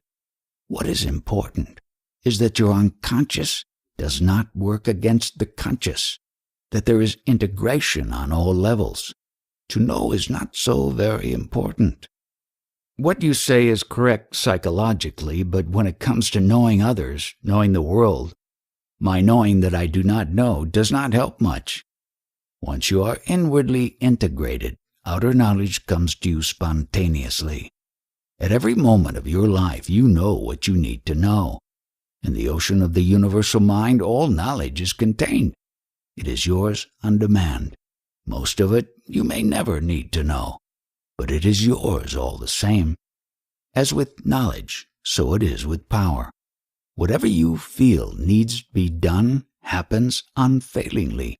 No doubt God attends to this business of managing the universe, but He is glad to have some help. When the helper is selfless and intelligent, all the powers of the universe are for him to command. Even the blind powers of nature? There are no blind powers. Consciousness is power. Be aware of what needs to be done, and it will be done. Only keep alert and quiet. Once you reach your destination and know your real nature, your existence becomes blessing to all. You may not know, nor will the world know, yet the help radiates. There are people in the world who do more good than all the statesmen and philanthropists put together. They radiate light and peace with no intention or knowledge. When others tell them about the miracles they work, they also are wonderstruck. Yet, taking nothing as their own, they are neither proud nor do they crave for reputation. They are just unable to desire anything for themselves, not even the joy of helping others. Knowing that God is good, they are at peace. I and mine are false ideas. I am very much attached to my family and possessions. How can I conquer this attachment? This attachment is born along with the sense of me and mine. Find the true meaning of these words, and you will be free of all bondage. You have a mind which is spread in time. One after another, all things happen to you, and the memory remains. There is nothing wrong with it. The problem arises only when the memory of past pains and pleasures, which are essential to all organic life, remains as a reflex dominating behavior. This reflex takes the shape of I and uses the body and the mind for its purposes, which are invariably in search for pleasure or flight from pain. When you recognize the I as it is, a bundle of desires and fears, and the sense of mine as embracing all things and people needed for the purpose of avoiding pain and securing pleasure, you will see that the I and mine are false ideas, having no foundation in reality. Created by the mind, they rule their creator as long as it takes them to be true. When questioned, they dissolve. The I and mind, having no existence in themselves, need a support which they find in the body. The body becomes their point of reference. When you talk of my husband and my children, you mean the body's husband and the body's children. Give up the idea of being the body and face the question, who am I? At once a process will be set in motion which will bring back reality, or rather, will take the mind to reality. Only you must not be afraid. What am I to be afraid of? For reality to be, the ideas of me and mine must go. They will go if you let them. Then your normal, natural state reappears in which you are neither the body nor the mind, neither the me nor the mine, but in a different state of being altogether. It is pure awareness of being, without being this or that, without any self-identification with anything in particular or in general. In that pure light of consciousness, there is nothing, not even the idea of nothing. There is only light. There are people whom I love. Must I give them up? You only let go your hold on them. The rest is up to them. They may lose interest in you or may not. How could they? Are they not my own? They are your bodies, not your own. Or better, there is none who is not your own. And what about my possessions? When the mine is no more, where are your possessions? Please tell me, must I lose all by losing the I? You may or you may not. It will be all the same to you. Your loss will be somebody's gain. You will not mind. If I do not mind, I shall lose all. Once you have nothing, you have no problems. I am left with the problem of survival. It is the body's problem, and it will solve it by eating, drinking, and sleeping. There is enough for all, provided all share. Our society is based on grabbing, not sharing. By sharing, you will change it. I do not feel like sharing. Anyhow, I am being taxed out of my possessions. This is not the same as voluntary sharing. Society will not change by compulsion. It requires a change of heart. Understand that nothing is your own, that all belongs to all. Then only society will change. One man's understanding will not take the world far. The world in which you live will be affected deeply. It will be a healthy and happy world, which will radiate and communicate, increase and spread. The power of a true heart is immense. Please tell me more. Talking is not my hobby. Sometimes I talk, sometimes I do not. My talking or not talking is part of a given situation and does not depend on me. When there is a situation in which I have to talk, I hear myself talking. In some other situation, I may not hear myself talking. It is all the same to me, whether I talk or not. The light and love of being what I am are not affected, nor are they under my control. They are, and I know they are. There is a glad awareness, but nobody who is glad. Of course, there is a sense of identity, but it is the identity of a memory track, like the identity of a sequence of pictures on the ever-present screen. Without the light in the screen, there can be no picture. To know the picture as the play of light on the screen gives freedom from the idea that the picture is real. All you have to do is to understand that you love the self, and the self loves you, and that the sense I am is the link between you both, a token of identity in spite of apparent diversity. Look at the I am as a sign of love between the inner and the outer, the real and the appearance. Just like in a dream, all is different except the sense of I, which enables you to say, I dreamt. So does the sense of I am enable you to say, I am my real self again. I do nothing, nor is anything done to me. I am what I am, and nothing can affect me. I appear to depend on everything, but in fact all depends on me. How can you say you do nothing? Are you not talking to me? I do not have the feeling that I am talking. There is talking going on, that is all. I talk. Do you? You hear yourself talking and you say, I talk. Everybody says I work, I come, I go.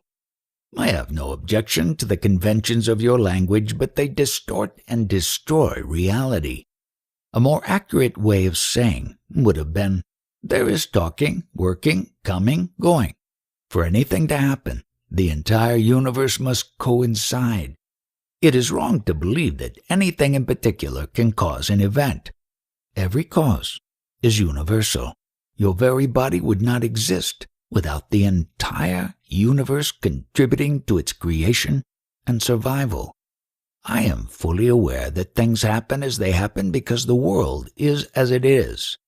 To affect the course of events, I must bring a new factor into the world, and such factor can only be myself. The power of love and understanding focused in me. When the body is born, all kinds of things happen to it, and you take part in them because you take yourself to be the body. You're like a man in the cinema house, laughing and crying with the picture, though knowing full well that he is all the time in his seat and the picture is but the play of light. It is enough to shift attention from the screen to oneself to break the spell. When the body dies, the kind of life you live now, succession of physical and mental events, comes to an end. It can end even now, without waiting for the death of the body. It is enough to shift attention to the self and keep it there. All happens as if there is a mysterious power that creates and moves everything. Realize that you are not the mover, only the observer, and you will be at peace. Is that power separate from me? Of course not, but you must begin by being the dispassionate observer. Then only will you realize your full being as the universal lover and actor. As long as you are enmeshed in the tribulations of a particular personality, you can see nothing beyond it. But ultimately you will come to see that you are neither the particular nor the universal. You are beyond both. As the tiny point of a pencil can draw innumerable pictures, so does the dimensionless point of awareness draw the contents of the vast universe. Find that point and be free. Out of what do I create this world? Out of your own memories. As long as you are ignorant of yourself as the creator, your world is limited and repetitive. Once you go beyond your self-identification with your past, you are free to create a new world of harmony and beauty. Or you just remain beyond being and non-being. What will remain with me if I let go my memories? Nothing will remain. I'm afraid. You will be afraid until you experience freedom and its blessings. Of course, some memories are needed to identify and guide the body, and such memories do remain, but there is no attachment left to the body as such. It is no longer the ground for desire or fear. All this is not very difficult to understand and practice, but you must be interested. Without interest, nothing can be done. Having seen that you are a bundle of memories held together by attachment, step out and look from the outside. You may perceive for the first time something which is not memory. You cease to be a Mr. So-and-so, busy about his own affairs. You are at last at peace. You realize that nothing was ever wrong with the world. You alone were wrong, and now it is all over. Never again will you be caught in the meshes of desire born of ignorance. All knowledge is ignorance. Are we permitted to request you to tell us the manner of your realization? Somehow it was very simple and easy in my case. My guru, before he died, told me, "Believe me, you are the supreme reality. Don't doubt my words. Don't disbelieve me. I am telling you the truth. Act on it." I could not forget his words, and by not forgetting, I have realized. But what were you actually doing?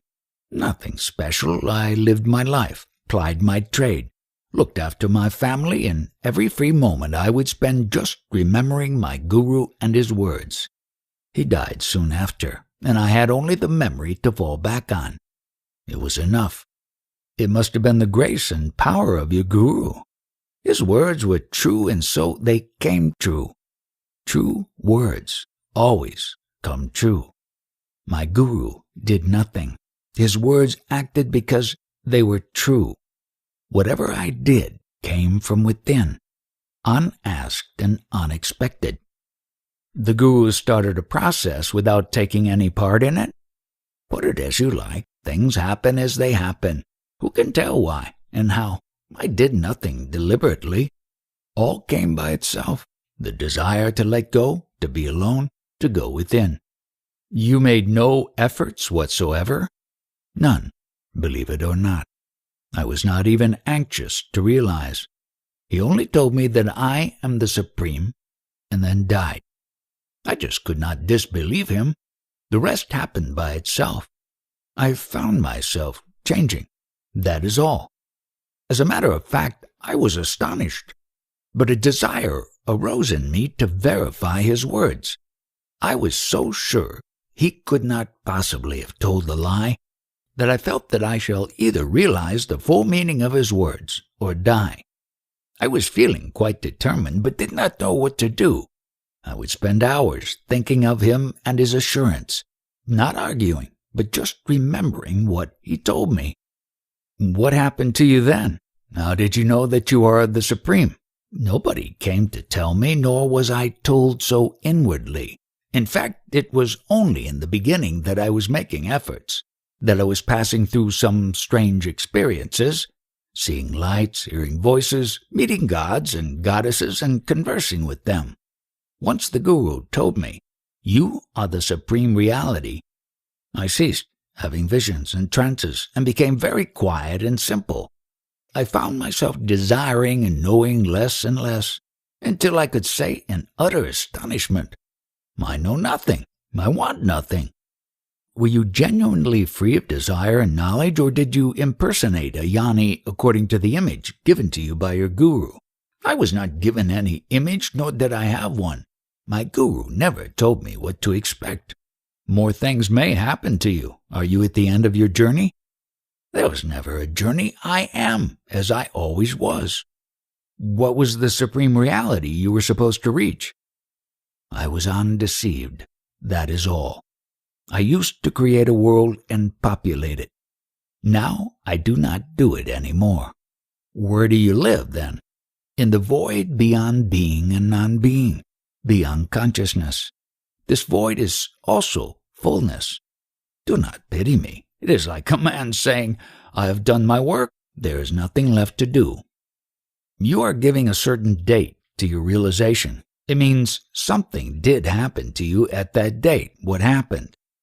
The mind ceased producing events. The ancient and ceaseless search stopped. I wanted nothing, expected nothing, accepted nothing as my own. There was no me left to strive for. Even the bare I am faded away. The other thing that I noticed was that I lost all my habitual certainties. Earlier I was sure of so many things. Now I am sure of nothing. But I feel that I have lost nothing by not knowing, because all my knowledge was false.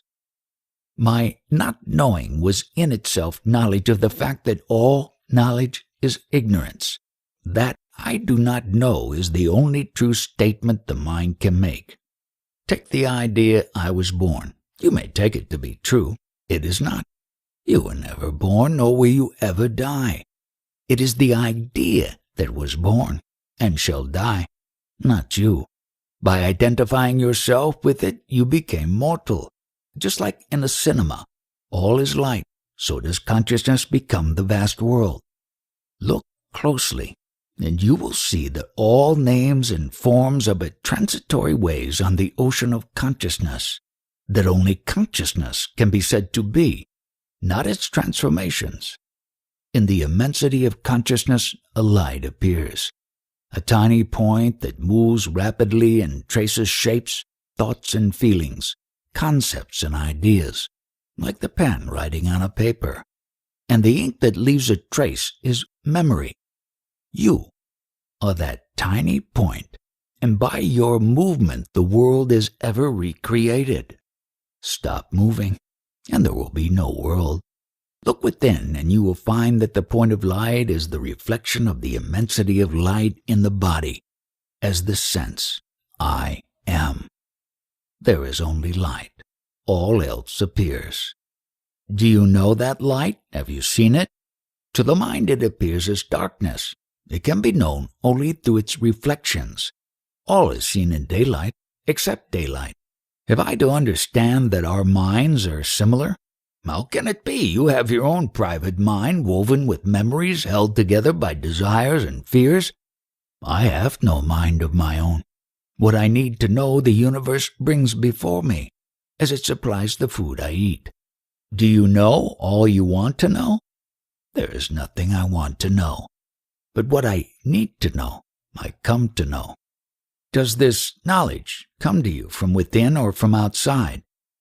It does not apply.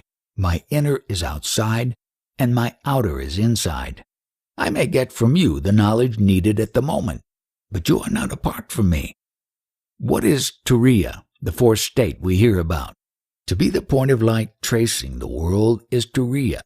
To be the light itself is Turiyatita. But of what use are names when reality is so near?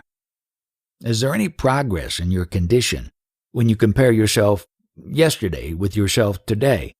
Do you find yourself changing, making progress? Does your vision of reality grow in width and depth?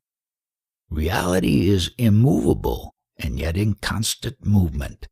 It is like a mighty river. It flows, and yet it is there, eternally. What flows is not the river with its bed and banks, but its water. So does the sattva guna, the universal harmony, play its games against tamas and rajas, the forces of darkness and despair.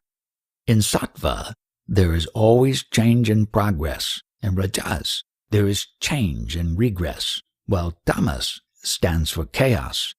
The three gunas play eternally against each other. It is a fact, and there can be no quarrel with the fact. Must I always go dull with tamas and desperate with rajas? What about sattva? Sattva is the radiance of your real nature.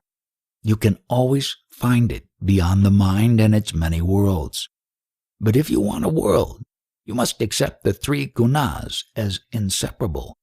Matter, energy, life. One in essence, distinct in appearance. They mix and flow in consciousness. In time and space there is eternal flow. Birth and death again, advance, retreat. Another advance, again retreat.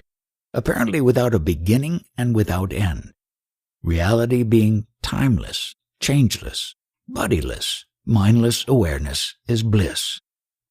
I understand that according to you, everything is a state of consciousness. The world is full of things. A grain of sand is a thing. A planet is a thing. How are they related to consciousness? Where consciousness does not reach, matter begins.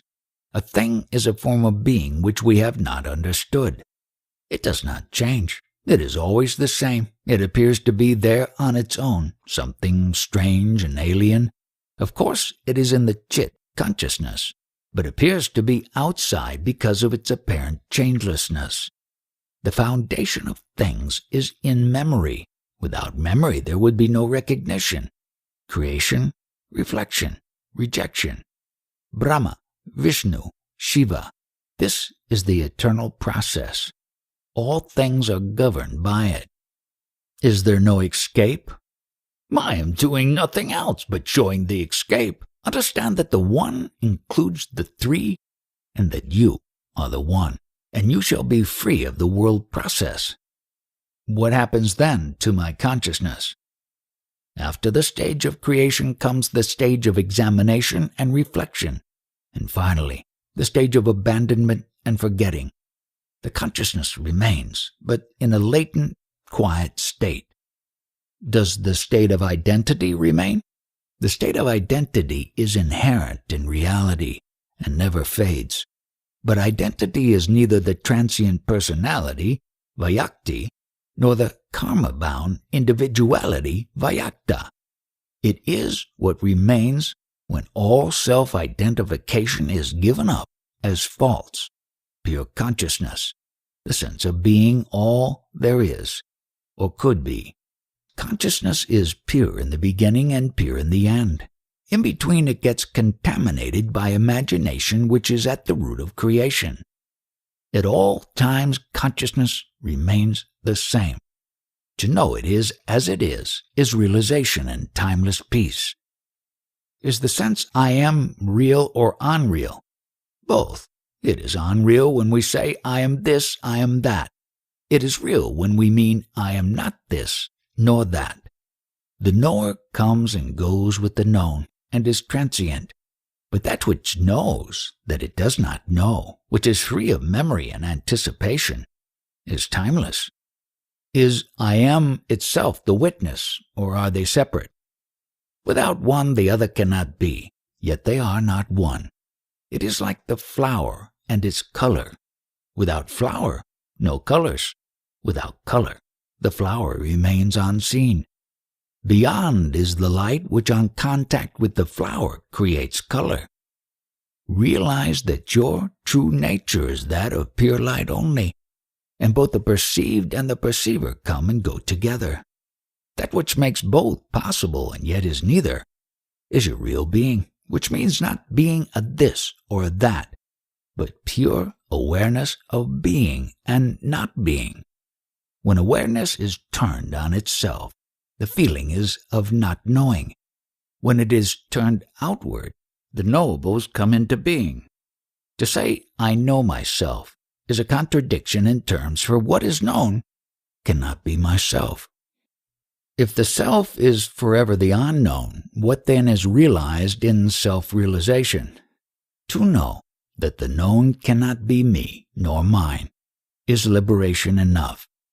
Freedom from self-identification with the set of memories and habits, the state of wonder at the infinite reaches of the being, its inexhaustible creativity and total transcendence, the absolute fearlessness born from the realization of the illusoriness and transiency of every mode of consciousness, flow from a deep and inexhaustible source. To know the source as source, and appearance as appearance, and oneself as the source only, is self-realization. On what side is the witness? Is it real or unreal? Nobody can say, I am the witness.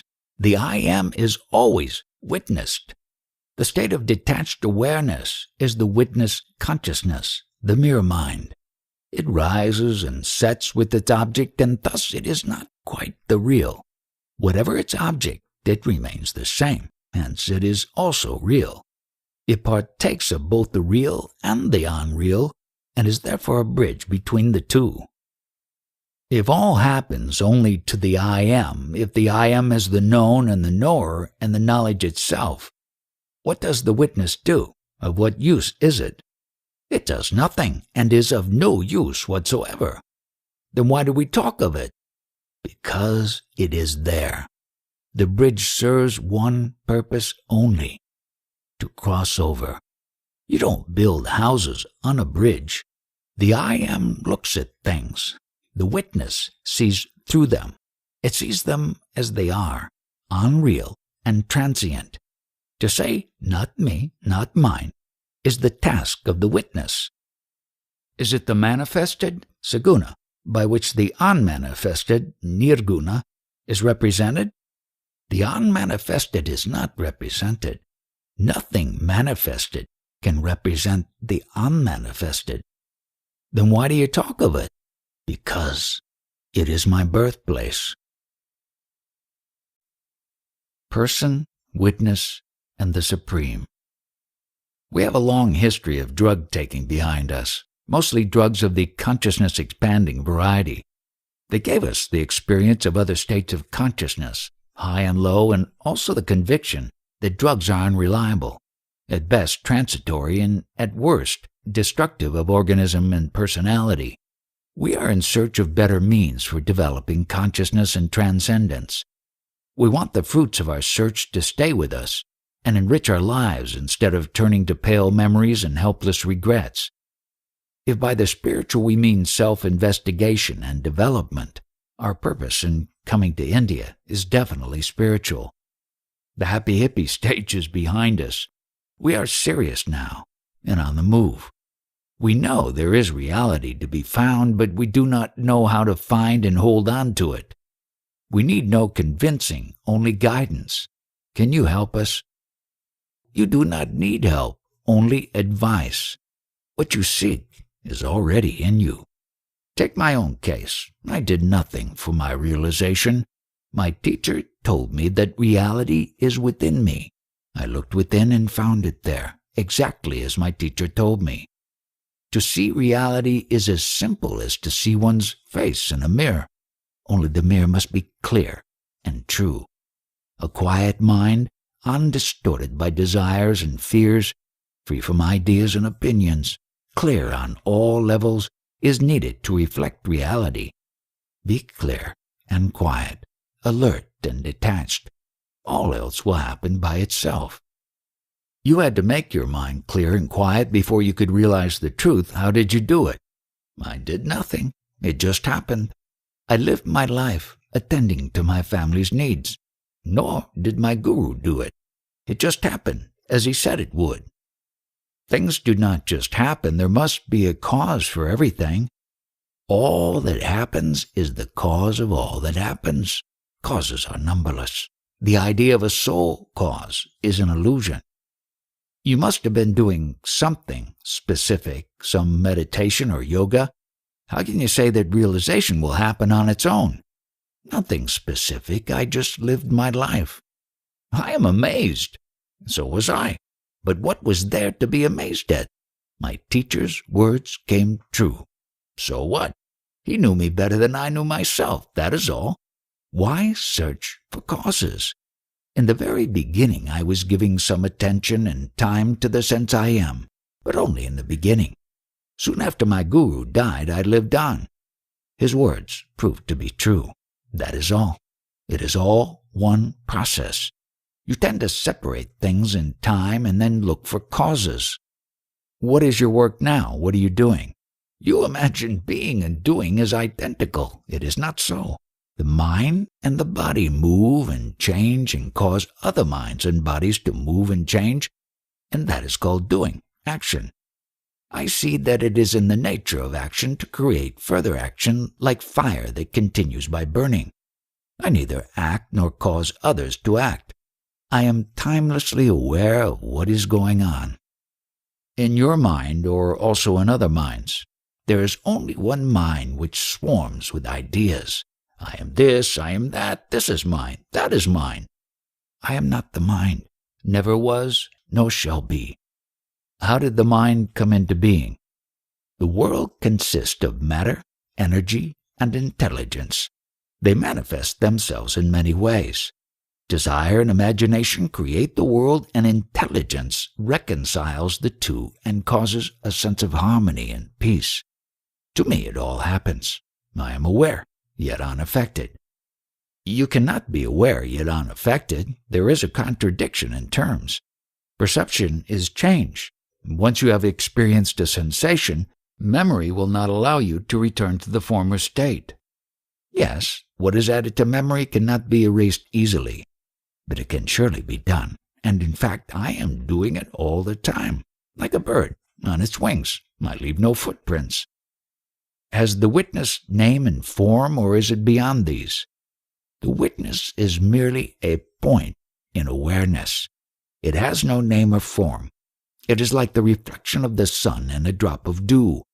The drop of dew has name and form, but the little point of light is caused by the sun. The clearness and smoothness of the drop is a necessary condition, but not sufficient by itself. Similarly, clarity and silence of the mind are necessary for the reflection of reality to appear in the mind. but by themselves they are not sufficient. There must be reality beyond it, because reality is timelessly present. The stress is on the necessary conditions. Can it happen that the mind is clear and quiet, and yet no reflection appears? There is destiny to consider. The unconscious is in the grip of destiny. It is destiny, in fact. One may have to wait, but however heavy may be the hand of destiny, it can be lifted by patience and self-control. Integrity and purity remove the obstacles, and the vision of reality appears in the mind. How does one gain self-control? I am so weak-minded. Understand first that you are not the person you believe yourself to be. What you think yourself to be is mere suggestion or imagination. You have no parents, you were not born, nor will you die. Either trust me when I tell you so, or arrive to it by study and investigation. The way of total faith is quick. The other is slow but steady. Both must be tested in action. Act on what you think is true. This is the way to truth. Are deserving the truth and destiny one and the same? Yes, both are in the unconscious. Conscious merit is mere vanity. Consciousness is always of obstacles. When there are no obstacles, one goes beyond it. Will the understanding that I am not the body give me the strength of character needed for self-control? When you know that you are neither body nor mind, you will not be swayed by them. You will follow truth, wherever it takes you, and do what needs to be done, whatever the price to pay. Is action essential for self-realization? For realization, understanding is essential. Action is only incidental. A man of steady understanding will not refrain from action. Action is the test of truth. Are tests needed? If you do not test yourself all the time, you will not be able to distinguish between reality and fancy. Observation and close reasoning help to some extent, but reality is paradoxical. How do you know that you have realized unless you watch your thoughts and feelings, words and actions, and wonder at the changes occurring in you without your knowing why and how? It is exactly because they are so surprising that you know that they are real. The foreseen and expected is rarely true. How does the person come into being? Exactly as a shadow appears when light is intercepted by the body, so does the person arise when pure self-awareness is obstructed by the I am the body idea. And as the shadow changes shape and position according to the lay of the land, so does the person appear to rejoice and suffer, rest and toil, find and lose according to the pattern of destiny. When the body is no more, the person disappears completely without return. Only the witness remains, and the great unknown. The witness is that which says, I know. The person says, I do. Now, to say I know is not untrue. It is merely limited. But to say I do is altogether false, because there is nobody who does. All happens by itself, including the idea of being a doer. Then what is action? The universe is full of action, but there is no actor. There are numberless persons, small and big and very big, who, through identification, imagine themselves as acting. But it does not change the fact that the world of action, Mahadakash, is one single whole, in which all depends on and affects all. The stars affect us as deeply as we affect the stars. Step back from the action to consciousness. Leave action to the body and the mind. It is their domain. Remain as pure witness, till even witnessing dissolves in the supreme. Imagine a thick jungle full of heavy timber. A plank is shaped out of the timber, and a small pencil to write on it. The witness reads the writing, and knows that while the pencil and the plank are distantly related to the jungle, the writing has nothing to do with it. It is totally superimposed, and its disappearance just does not matter. The dissolution of personality is followed always by a sense of great relief, as if a heavy burden has fallen off. When you say, "I am in the state beyond the witness," what is the experience that makes you say so? In what way does it differ from the stage of being a witness only? It is like washing printed cloth. First, the design fades, then the background, and in the end the cloth is plain white. The personality gives place to the witness, then the witness goes, and pure awareness remains. The cloth was white in the beginning, and is white in the end. The patterns and colors just happened for a time. Can there be awareness without an object of awareness? Awareness with an object we call witnessing. When there is also self-identification with the object caused by desire or fear, such a state is called a person. In reality, there is only one state. When distorted by self-identification, it is called a person. When colored with the sense of being, it is the witness. When colorless and limitless, it is called the Supreme. I find that I am always restless, longing, hoping, seeking, finding, enjoying, abandoning, searching again. What is it that keeps me on the boil? You are really in search of yourself without knowing it. You are love longing for the love-worthy, the perfectly lovable. Due to ignorance, you are looking for it in the world of opposites and contradictions. When you find it within, your search will be over. There will always be this sorrowful world to contend with. Don't anticipate. You do not know. It is true that all manifestation is in the opposites, pleasure and pain, good and bad, high and low, progress and regress, rest and strife. They all come and go together. And as long as there is a world, its contradictions will be there. There may also be periods of perfect harmony, of bliss and beauty, but only for a time. What is perfect returns to the source of all perfection, and the opposites play on. How am I to reach perfection? Keep quiet. Do your work in the world, but inwardly keep quiet. Then all will come to you. Do not rely on your work for realization. It may profit others, but not you. Your hope lies in keeping silent in your mind and quiet in your heart. Realize people are very quiet. Awareness. Does it take time to realize the self, or time cannot help to realize? Is self-realization a matter of time only, or does it depend on factors other than time? All waiting is futile. To depend on time to solve our problems is self-delusion. The future, left to itself, merely repeats the past. Change can only happen now, never in the future. What brings about change? With crystal clarity, see the need of change. This is all. Does self-realization happen in matter or beyond? Is it not an experience, depending on the body and mind for its occurrence? All experience is illusory, limited and temporal. Expect nothing from experience. Realization by itself is not an experience, though it may lead to a new dimension of experiences. Yet the new experiences, however interesting, are not more real than the old. Definitely, realization is not a new experience. It is the discovery of the timeless factor in every experience. It is awareness which makes experience possible. Just like in all the colors, light is the colorless factor. So in every experience, awareness is present, yet it is not an experience. If awareness is not an experience, how can it be realized?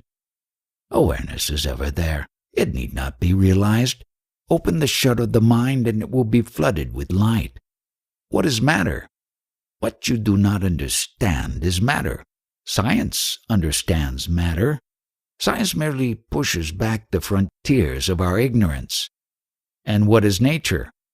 The totality of conscious experiences is nature. As a conscious self, you are a part of nature.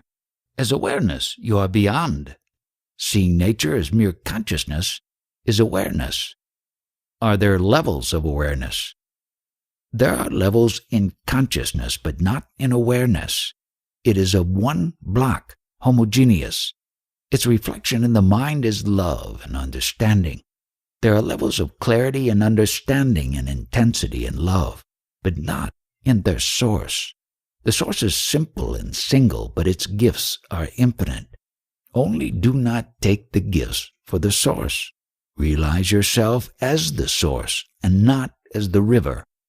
That is all. I am the river, too.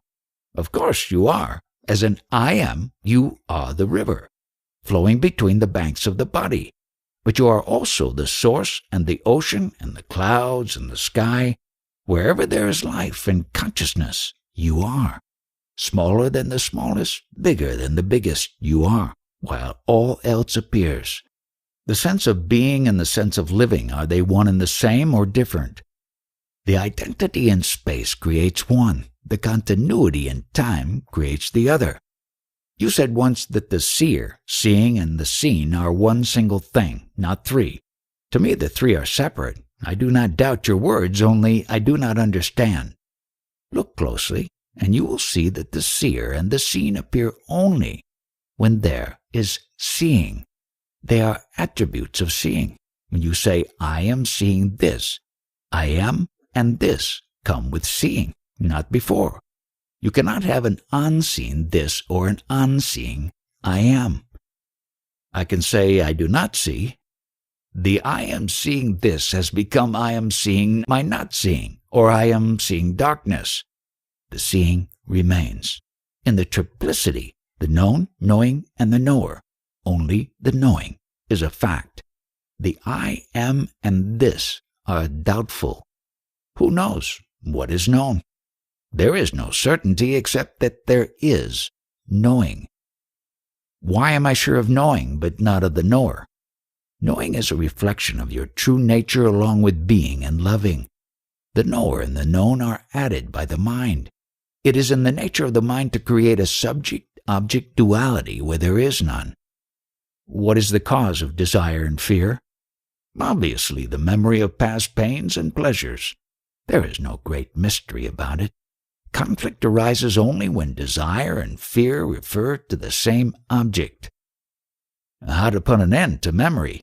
It is neither necessary nor possible. Realize that all happens in consciousness, and you are the root, the source, the foundation of consciousness. The world is but a succession of experiences, and you are what makes them conscious, and yet remain beyond all experience. It is like the heat, the flame, and the burning wood. The heat maintains the flame consumes the wood. Without heat there would be neither flame nor fuel. Similarly, without awareness there would be no consciousness, nor life, which transforms matter into a vehicle of consciousness. You maintain that without me there would be no world, and that the world and my knowledge of the world are identical. Science has come to a quite different conclusion. The world exists as something concrete and continuous, while I am a byproduct of biological evolution of the nervous system, which is primarily not so much a seat of consciousness as a mechanism of survival as individual and species. Yours is altogether a subjective view, while science tries to describe everything in objective terms. Is this contradiction inevitable? The confusion is apparent and purely verbal. What is, is. It is neither subjective nor objective. Matter and mind are not separate. They are aspects of one energy. Look at the mind as a function of matter, and you have science. Look at matter as the product of the mind, and you have religion. But what is true? What comes first, mind or matter? Neither comes first, for neither appears alone.